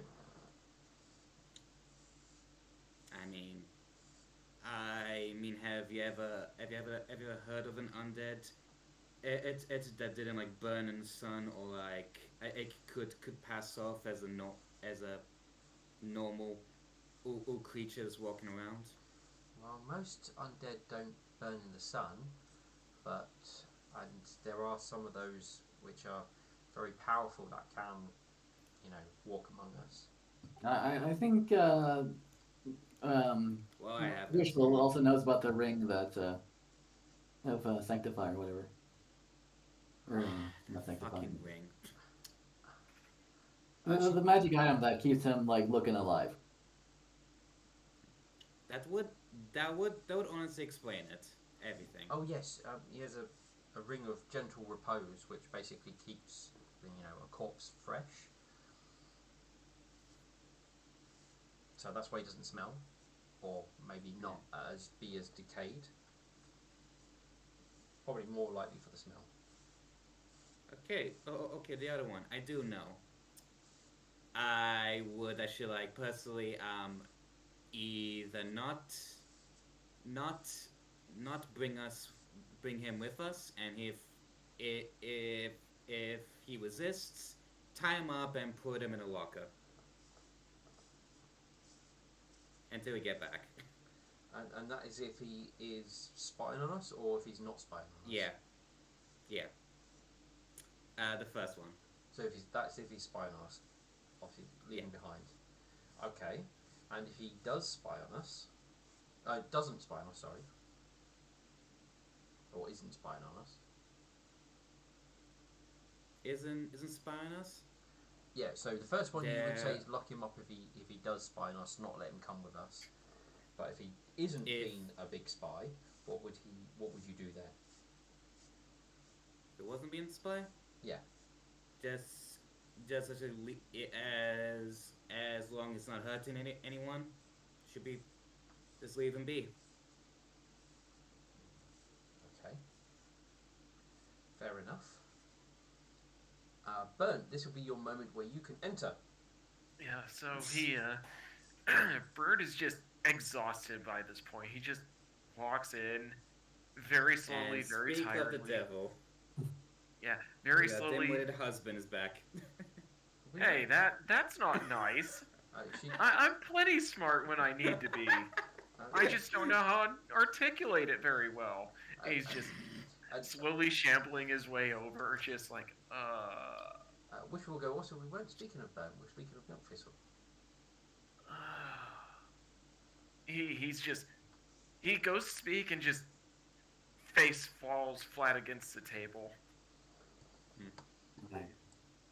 I take it that there was issues with my errands? Since, Alexander doesn't know about the talk with Milk Thistle. No, your errand is fine. It's just I am so tired. I can relate to that. All that happened.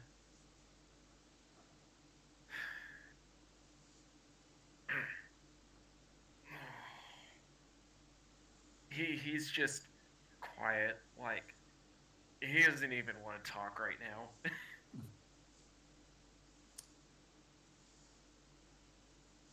And that is heaven for metal.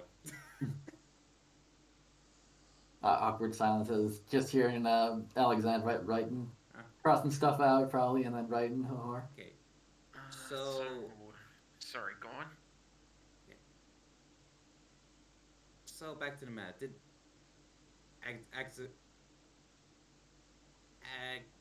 Exilites? Sorry, I can't say your name right. Alexandrite? Yeah. What does she milk actually do for you to provoke to try to attack him? Well, he was casting a spell when I attacked him. Okay. Well, you did draw your weapon out first in a very hostile manner. Okay. Okay, reasonable enough. Well, No. I mean, he did. I will point out, Alex pulled his weapon out in a very hostile manner, and had already smited Milk Thistle at the moment. When Milk Thistle had then begin to cast his spell. That was only a warning. I mean, Very aggressive warning. I did it mention, and there was a wizard in my last group, and like if he like prepared a spell in front of me, I wouldn't hesitate to strike him down either, especially if it's a spell I don't know. Birdsword just raises his head. He has like this expression on his face. It's like, are we still talking about this? Oh right. And he he just looked. Got new news about this. Yeah, no, Sorry, go he ahead. Sorry, my dog is demanding attention now. Go on. I'm busy right now, dog. Don't. What? Yeah. Go I again. mean, to help, it doesn't help that your wife's making me write a apology letter for it. Yeah. We don't even know what kind of spell it was that he was casting. Oh, it was. So It was Greater Command. I don't know that spell. it basically how this spell works is, Did I ask? hmm? Yes, you did, by saying Uh, you don't know how it works. Yeah, yeah, You really need to stop doing that. but did I yeah. ask? It But did basically. I? But did I Sorry. ask as specifically? Tell me what it means. No. You did No, not use those words, but simply saying you do not understand something means that you kind of want to wish to understand it. Because if you didn't wish to No, I understand it, don't. you would remain silent. Hey, you gotta stop showing your ignorance to a luminance cleric. yeah, Alexander. I found out the hard way, obviously. Well, the only way you learn is by understanding and asking questions. Choosing not to understand means you remain in ignorance.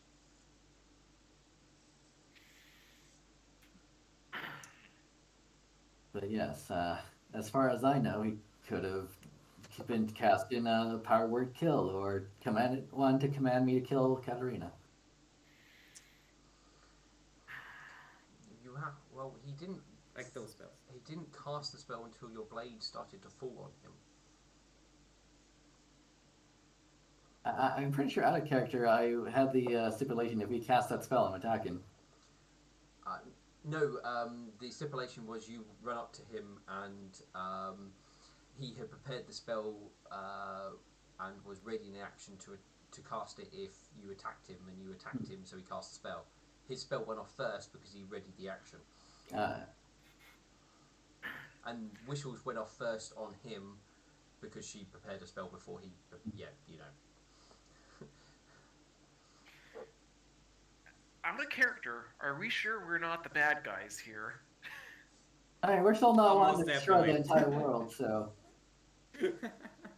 I mean, it's basically turning into one of those situations almost. But if you want to know the exact method, if you want a recap of exactly what happened, there was arguments. Alexandrite then smited Milkthistle. More arguments. Alexandrite then drawed his weapon out. Then Milkthistle said he was beginning to prepare a spell. He did send it to me whisperedly when I turned around and said, "No, if you do that, that's a very public thing," which then turned into initiative. Wishful was first. She prepared a spell, and then and with a stipulation of if Alex attacked Milkthistle, she would cast it. And then Milkthistle went, who prepared a casting of a spell, and his trigger was if Alex attacked him. Alex then ran up, no, used a swift action to move next to him, and then did you full round attack that first turn? yeah, I believe I did because the swift action was so Katarina could run, but that didn't happen then. No, because well, I mean, it triggered very quickly, and he hadn't prepared Yeah. himself. Uh, and then you full round attacked Milkthistle. Milkthistle casted his spell to try and obviously command you to do whatever he was going to command you to do, and Wishful Pen tried to mitigate some of that damage. I tried to de-escalate the situation, but That was didn't. how the very first round went. Yep. Just so everyone knows exactly what happened, how, why, and when. I think out of character I took preparing to cast a spell as casting that spell, so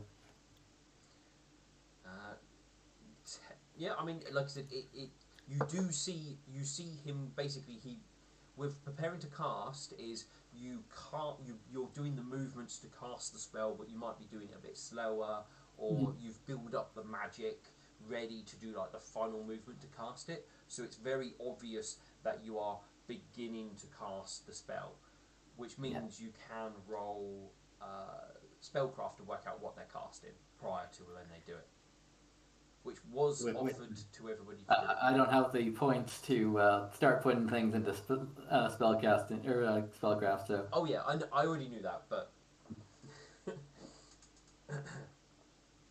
I think the only person who identified what he was doing was Wishful. so for me it could have been any spell. Oh yeah, I know.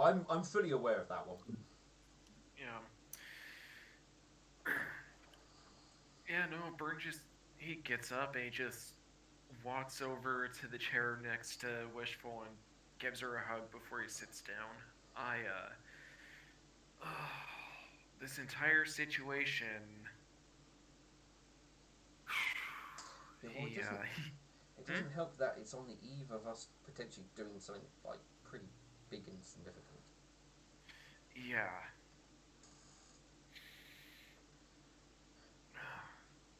Good news is we've possibly figured out a solution, Oh, as long as Milk Thistle will agree to it.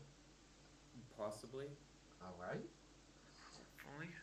all right, Alex, tell us the solution. Well, like we've talked about, having a third party guard and keep an eye on Katerina if he's to give out information, then to detain him, but if not, to protect him.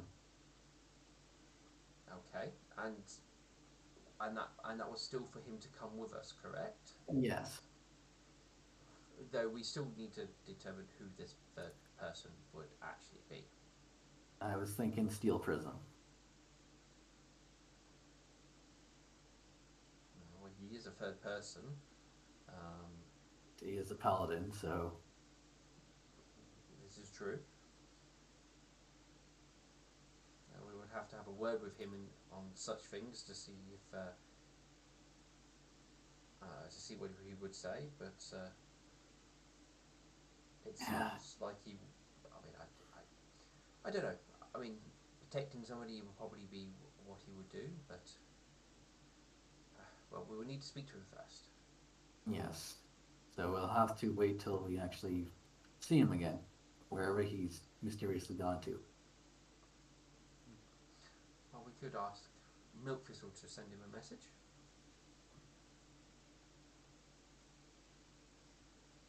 If if he ever comes back from his depression temple.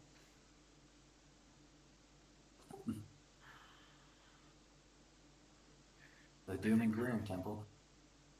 I think right now we don't just need to. Once Alexandra is done writing that, whatever he's writing, he sort of like looks at it. He's writing Apology apologies letter? to everybody. Mm-hmm. Um, so another matters. What about the mission? And do you at least know what time we're leaving for it? Tomorrow morning, I think. Yeah. That's about as much as I can Tomorrow tell morning, you great. until we're on the ship and sailing away from the city. Then we can tell you more. Don't tell me that she says a B word. It told you like to like keep a secret. Yes, the Wow. Baron did tell us to keep a secret. Barry. I mean, to be fair, you Oh no, didn't no, want to sorry, go. no, she's not Baron. She's a Duchess. So no, so it doesn't begin with a B. Yeah. Oh yeah, it doesn't work. I mean, to be fair, Metal Banana, you said you didn't want to go to the meeting, so you know, it is what it is. Yeah, for good reason. Well, And there's a potential that if someone overhears, they can prevent this mission from happening. So This is very true. Though, we were told. And let me guess. She like threatened all of you to get executed if you did. Well, she indicated we would be traitors to the Pony Empire. Oh, even worse. Okay. Well, I mean, it is very Nice. sensitive information. If the wrong people know, or did know, then it's possible something bad would happen. And or if it's secretive, if they don't want any pony to know. Well, I mean, some of us do know. Those of us who were there. mhm. But usually when they try to keep things like this secret, it's usually not a good thing. It's only for their benefit, not everyone else's. Well, well, it's for everybody else's benefit. I was gonna say, if you were there, it would be for your benefit, but Mm-hmm. Uh-huh. And that's exactly why I didn't go. Because the first commoner asked me that, I'll be completely truthful. No lying. Okay, well then a good reason why. Well, I mean, technically speaking, not telling somebody anything is not lying. It's just not saying anything. If you say to them, "I can't tell you this," you're not lying to Still, them.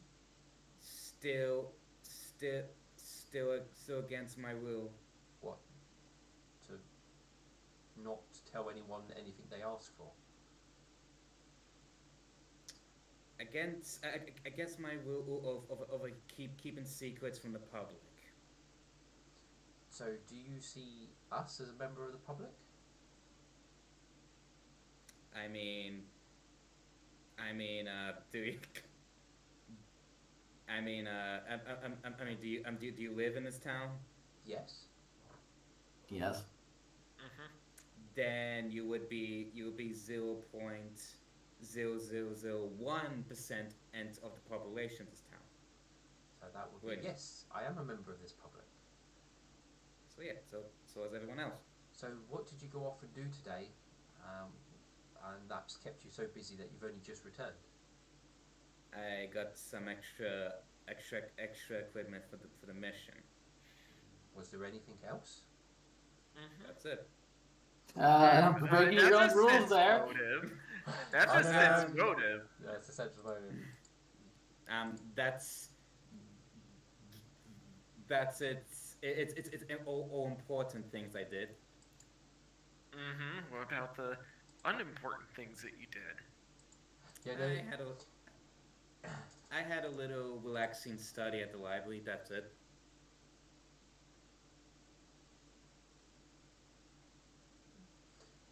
Hypocrisy. I will require a hidden bluff roll from you, Shit. I was about to say, Metal I'm Banana. able to bluff my way out of a cardboard box, but can you outbluff me? Private blind roll. Blind roll to the GM. Blind roll. Gotcha. Here goes nothing. I love that, to be Go honest. for it.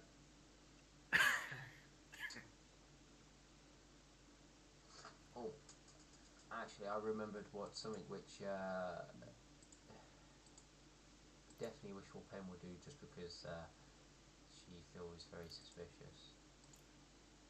Oh. Very suspicious. Technically, because it's a surge, she has to reveal it. You know what? I'm gonna use my own surge as well. Fuck it. I'll use my search too. Okay. If I roll on that one, I'm doing my thing. I can safely tell you now you haven't rolled a nat 1. Okay. I'm not going to use a search on mine because That's a 5. Yeah, that's 5 fine. to my already roll. Both Alex and Burnt, you sense that she is concealing something about her library trip. Burns sort of like. I mean, character, we kind of do need a more humorous moment after all the serious shit that went down. Yeah. He's gonna get like one of the waitresses to bring him a tankard, not tankard, but a mug of water. And once it gets there, he's gonna just look at Metal Banana, slowly take a drink out of it, set it down. What were you doing at the library for the research exactly? Because Why do you there's care? Why do you care? From how you acted, I'll be surprised if you read at a book in your whole life. Well, why do I care? Because better question: why did you just try to lie to us? and I have read books. Why would I lie? What benefit would I have to lie? I don't know. Keep it You something were just secret. lying to us. Why don't you tell us? Wait, For you- what exactly? Yeah. He looks to Alexandrite. Are you keeping secrets? Mm-hmm. Considering you just, lectured about not keeping secrets, it's a bit hypocritical. But this is like personal, so it's not your business, isn't it? Well, technically, Unless the it's secret- somehow my personal life evolves with the freaking stag law. Stag law. I like to keep it to myself.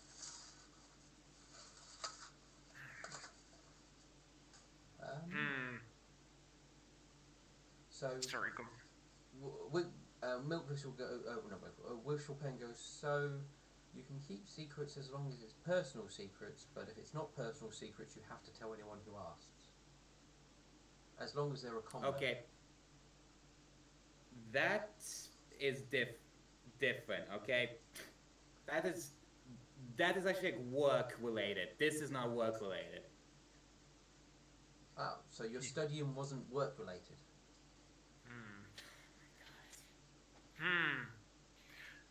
What would what would an insight roll for this be? Would it be like let me check my skills. Well, there's- probably just responsible still. Sadly, there's no insight rolls. It's which sense of motion, not inside your fifth edition. Yeah.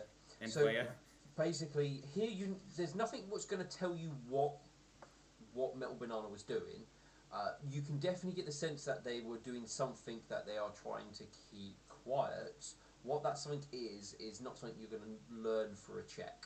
You either need to do detective work or work out or catch them in a trap to be able to tell you what it is. All right. Out of character, I so want to make it to where you're. I so want to see you squirming in your seat right now. I apologize in advance, but this is funny. fun. Yeah.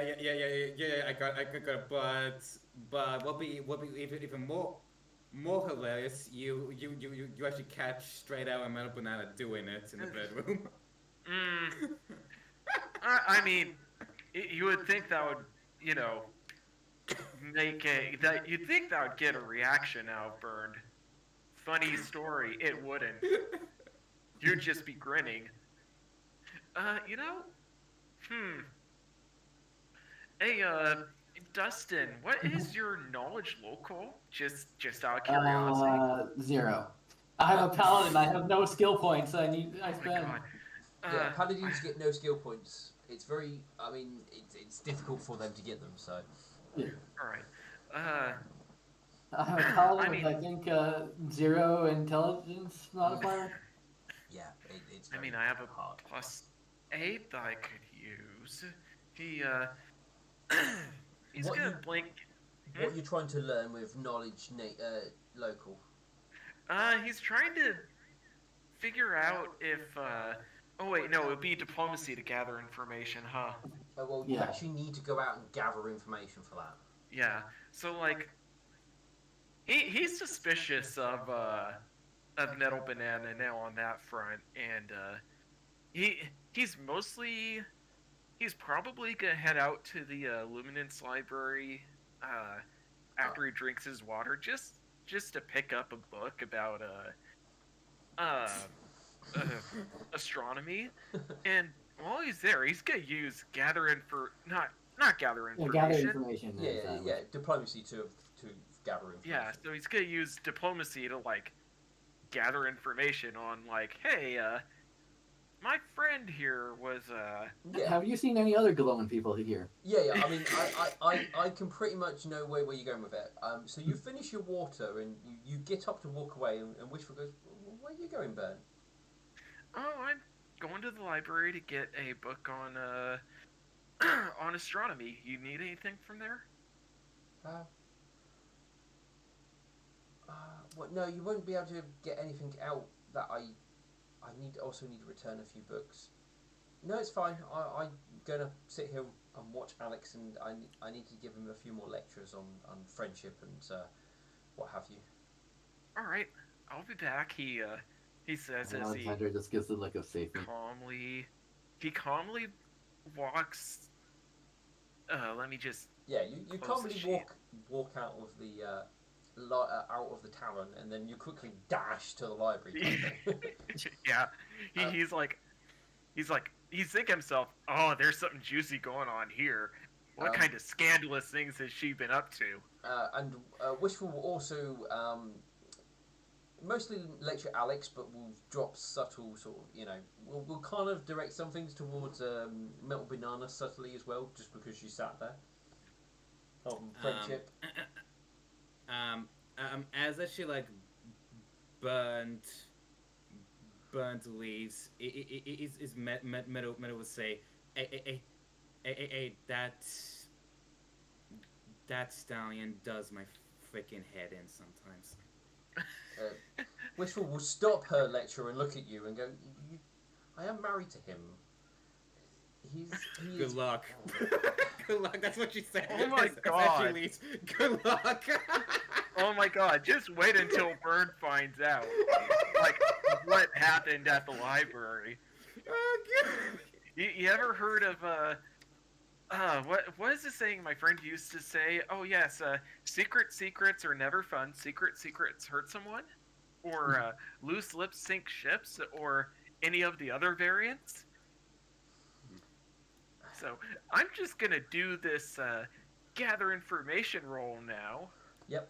I mean, like, I, I mean, like, you have to like talk to her about that in character. Out of character, And, I really don't care.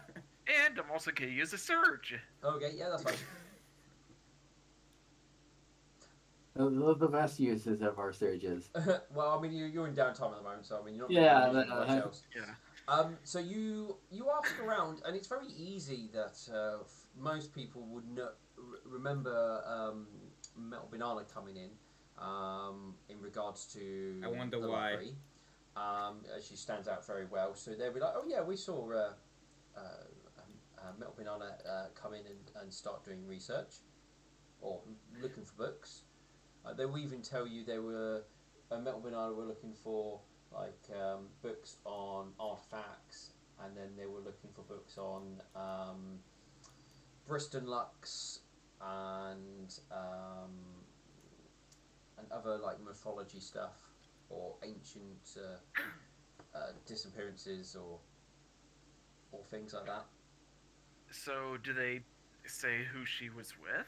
Well, no, Or that's like, because you don't ask that question. So you ask all about right, all right. In this case, he's gonna ask, was she with anyone? Was she with anyone? oh So this is also gonna be yeah, she goes, oh yeah, she was here with a stallion, and you get kind of a vague description. He he recognizes it. He's gonna set the astronomy book on the counter, and how much gold did they charge for him? You are told that no books are allowed to leave the library, though you are allowed to copy out of the books at your pleasure. All right, so he'll get an inkwell and a oh god words. He'll get like 2 pages of parchment, fill it up with just uh, words from the thing, making sure to copy down like the names of the constellations and Yep. whatnot. They do ask for a small donation if you wish to like copy stuff out of books, but I mean it's a donation. It's up to you if you wish to donate. All right, you know what? He'll donate 4 gold to them. Okay, that's fine. You may donate your 4 gold. They will happily accept your donation. And he'll, as soon as he finishes writing down the constellations and like filling up the 2 pages of notes, he'll set the inkwell back, and with his 2 notes after he puts the book back where he found it, he is going to return, I'm just like, my brain is not good. Today has been like really bad, really weird. Just only out of curiosity, how long it takes him to do that? Because Metal is gonna nap for an hour. So She's roll exhausted. me a d4 burnt, because technically gathering information takes 1d4 hours. Right. Takes 1 hour. Okay. So She'll be waking up at this point then. yeah. Oh well, there's also the travel time, so that's not including that. So you probably would be woken up a little bit ago. Yeah. Okay. So I'm only moving into the chair because like I can. Yeah. Metal like would be like out going like fishing at the lake or something. Oh well, then you definitely would see either Metal Banana on the way to the lake, or just as Metal Banana came downstairs to head to the lake. I think like downstairs would be more palatable. Yeah. More funny. Yeah. Hey, Metal Banana. She also has a fishing rod out, and she's having a hood over, ready to go. Hold on a minute. Come here and take a seat. I'm going out fishing. I don't want to be. So, you were on a date with my brother? She stops as like. Or you're out with my brother, I should say, at the library? I don't. She stops and say, "I don't know what you're talking about." That's a bluff. And she like tries to leave. That's a bluff right there. Roll me. She tries to leave after saying that. Yeah, you can try and leave, but you still need to roll me bluff, and Burnt will get to roll me a sense Yeah, sure, motive. gotcha. Oh. I'm gonna Gotcha. also use A surge? a surge. I'm gonna use a surge too because Because you can. Forticate or Foster. Was it Foster or I don't know. Oh man.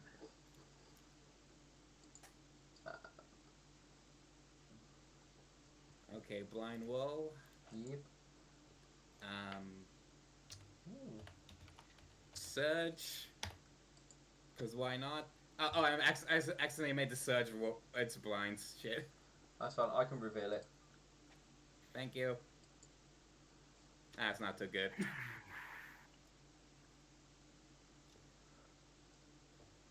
We have the best Okay, party. so you possess convincing proof. Okay, so you get this bonus.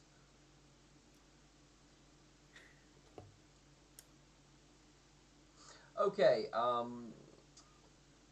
because you are armed with convincing proof, Burnt, you are pretty certain that Melt Banana was not being truthful, as they are attempting to escape the tavern.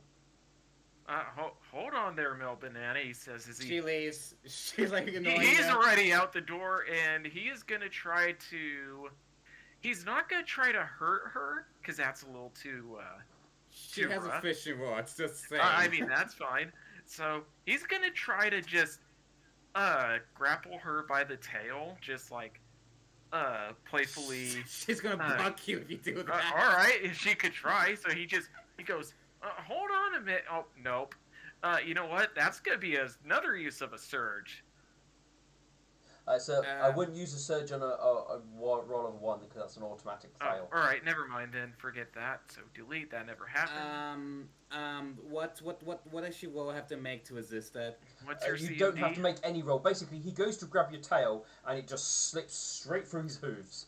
You didn't even feel it. Like, it feels like it feels like he stroked your tail. The hell, Bunt? Well, come on. We need to talk about this. Like, honestly. Talk about that you like try to like flirt with me like that. Oh please. We're like, I'm already you grab married. my tail like that, like in a consensual way. He sort of blinks a bit. Well, if you would have just stayed around and talked, I wouldn't have tried to come after you like this.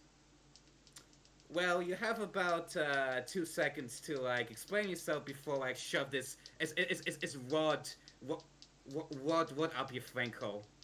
So, when I was at the library, I asked them if they saw you, and they said that they Uh-huh. did. I ended Yep. up also asking them if you're out with anyone else, or if there was anyone else with you. They said that they did. It gave me a vague description, which I instantly recognized as my brother. And So, don't you want to talk about, like, what were. I'm not angry. Like, I'm actually happy there that you're, you know, trying to. Trying there to was get. actually not there's actually nothing to talk about. That's it. Mmm. Would this. I don't know, Steel. Would this be another bluff? Not at the moment, Hmm. because I mean, um, they they're not lying. I mean, they could feel like they don't feel like there's anything to talk about. I mean, you can sense that from yourself that you can either believe there's nothing else to talk about or there is. So, I mean, you've asked, oh, we should talk about it, and they've gone, oh, there's nothing to talk about. I mean, Alright. so I won't give you anything. If you start asking direct questions, then yes, I might let you. Alright. Uh, so. Because Bird feels like there's, like, some mass hatred coming from her, he's gonna say, do you just hate all of us, or are you just not wanting to associate with us because you're afraid you'll get attached to us as friends? I tolerate you. That's it. Really? Mm-hmm. So I'm guessing you can't, oh, a minute, let me. I almost worded that the wrong way. So, Sorry. you. Sorry for laughing. No, that's fine. You tolerate us. Is there a reason why you don't want to have friends? I mean, we've always ever been nice to you, I thought.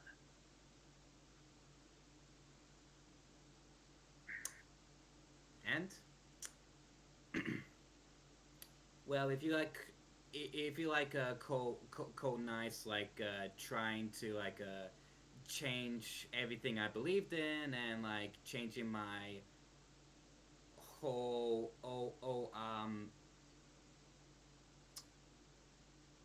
lifestyle, then you call that nice? Then yeah, you've been very nice. He frowns a bit. Yeah, but I always gave. For the most part, we mostly gave you your space and respected you after that. So, look, And I appreciate it. I know Anything you else? don't. I'm sorry, go on ahead. That's it. That's all she said. She appreciated it, and that's it. Look, I haven't been the nicest person. I have my faults and my failures. But just how can I explain this? You can't. You can't explain it. That's it. You live, you learn, you move on. That's it, Bond. So you're saying there's no place in the world for friendship or even trying to better relationships between your own companions. Is that it? Sometimes it's better. Sometimes it's better just to keep moving without watching in the people around you. So you think that if you just keep on moving on, that nothing bad will happen? Is that it? We're She never gonna doesn't get say that anything. luminance blessing. I'm sorry, what was that, Dustin? I was saying we're never getting that luminance blessing. Yeah. Yeah. She I is. to be fair, I'm being blunt right now. Yeah, I Like, know. I'm trying to know. get the point across that, like, there's more to life than just moving on. Can you roll me sense emotion, please? You mean sense motive? Sure. Yeah, sense motive. Alright. I'm gonna say this is. I guess it's public. Yeah, they want it rolled, so. Yep. Yeah, public. Yeah, I told you to do it personally. Okay. You were decent for once. Hey, I've been. Hey, don't be saying that. I'm just I saw through your lie. Relax. I saw through your lie. What are you talking about? Yeah. And I had a plus 10 to my bluff. Let's just yeah. Yeah, I mean, the only reason you saw past their lies is because you actually gone out and gathered information first. Yeah. So what's the point of putting in points into bluff if it doesn't work? I mean, well, if they don't have any evidence, then it works very well. Yeah, I got you. I mean, if they have evidence or proof, they have a plus 10 bonus. Oh, do they? Oh, fuck me, that's a lot. Because it's evidence. It's Yeah, evidence. The plus 10. it's like whenever you play Phoenix Wright, you have to collect all the evidence and present like 20 Objection! items. Yeah, you have to present 20 items in a row in order just to get that one section passed. Which is actually, by the way, illegal in a real life court system. Oh, I know. In real life, that shit wouldn't fly. Yeah. Okay. Oh no. Back. Yeah, Back sorry. to the game. Back to the game. Sorry about that. So. Yeah. You had when you actually mentioned like are you scared of are you scared of being close to us or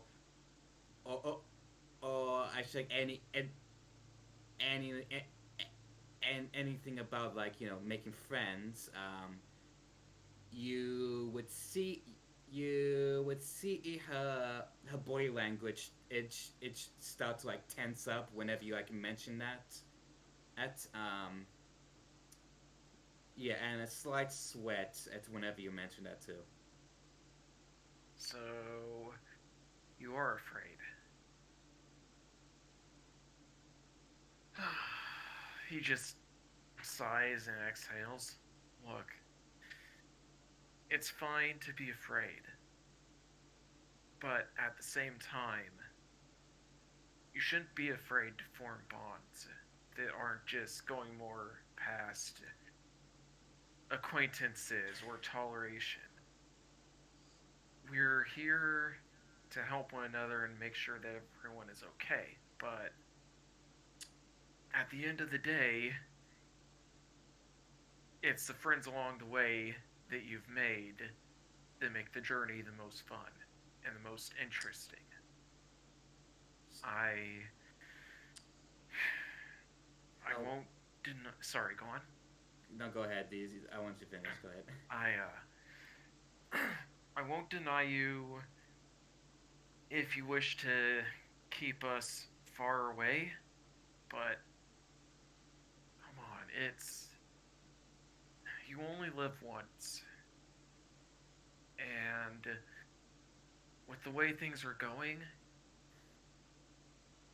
at the end of the day, you have to have others to hold on to. Otherwise, just in case everything goes south. And with that, he's gonna turn around and start walking inside. Burnt.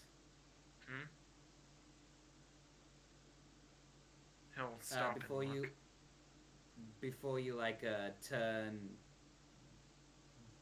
to leave, she just goes burnt.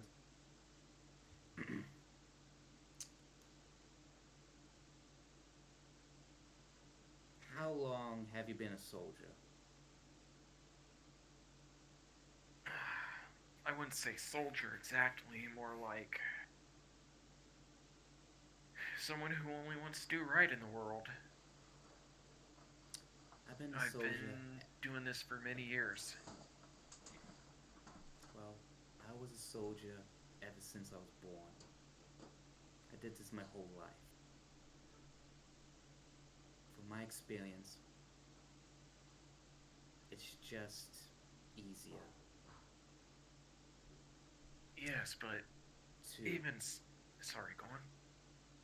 It's just easier uh, uh, uh, uh, to not not get close. Colleagues, yeah. Friends, never. Wow. I'm sure that that's the, you have friends back with your order, correct? He motions to the emblem that's on her armor.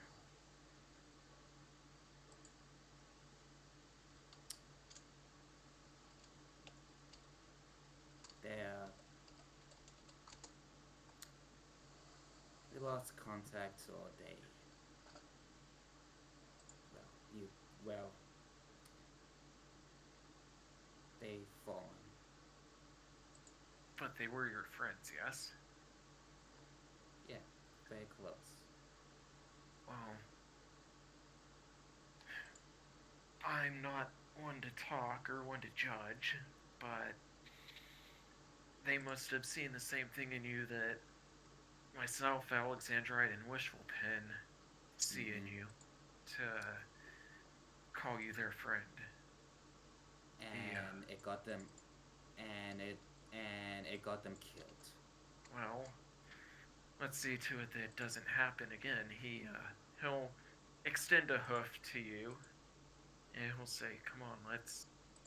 I know you don't want to get close, but with the way things are right now, we are all that stands in the face of this threat, and we aren't just brothers in arms.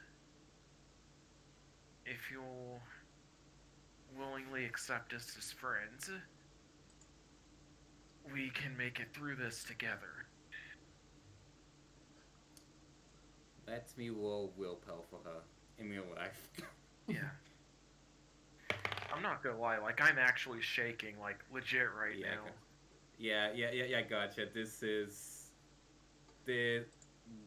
what I love of role playing. Role playing is fun. Yeah. As you extend her hoof, she says, "If you if if you really care about me, you would, and if you care about your family and your friends, you would leave me alone." And she leaves. He sort of stands there for a moment and shakes his head as he heads back to the table, just calmly relaxed as best he can. Sits down. There, I finished the letter. Good. Which one is that? Who is that addressed to? Mick Thistle, myself?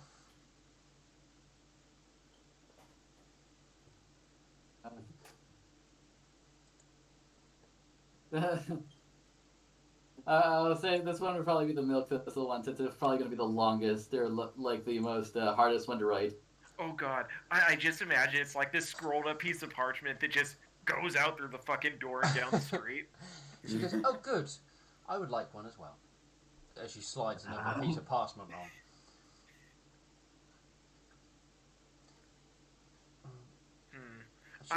I'm out of character. I'm kind of tempted to say, "Hey, I want one as well for how you know my wife."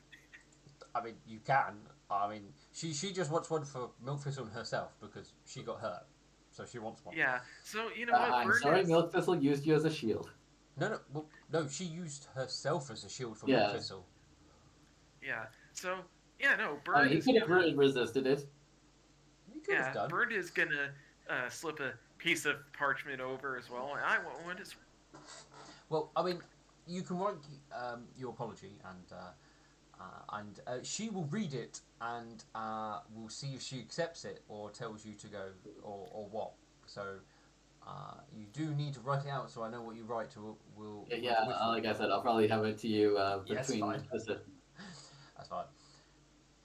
I I'm not gonna lie. I love this session.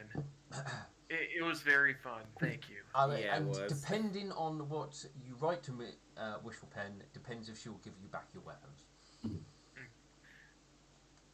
But yeah, it is pretty late for you, Steel, isn't it? It's like one. Yeah, I don't know. It's a time. Yeah, it's one.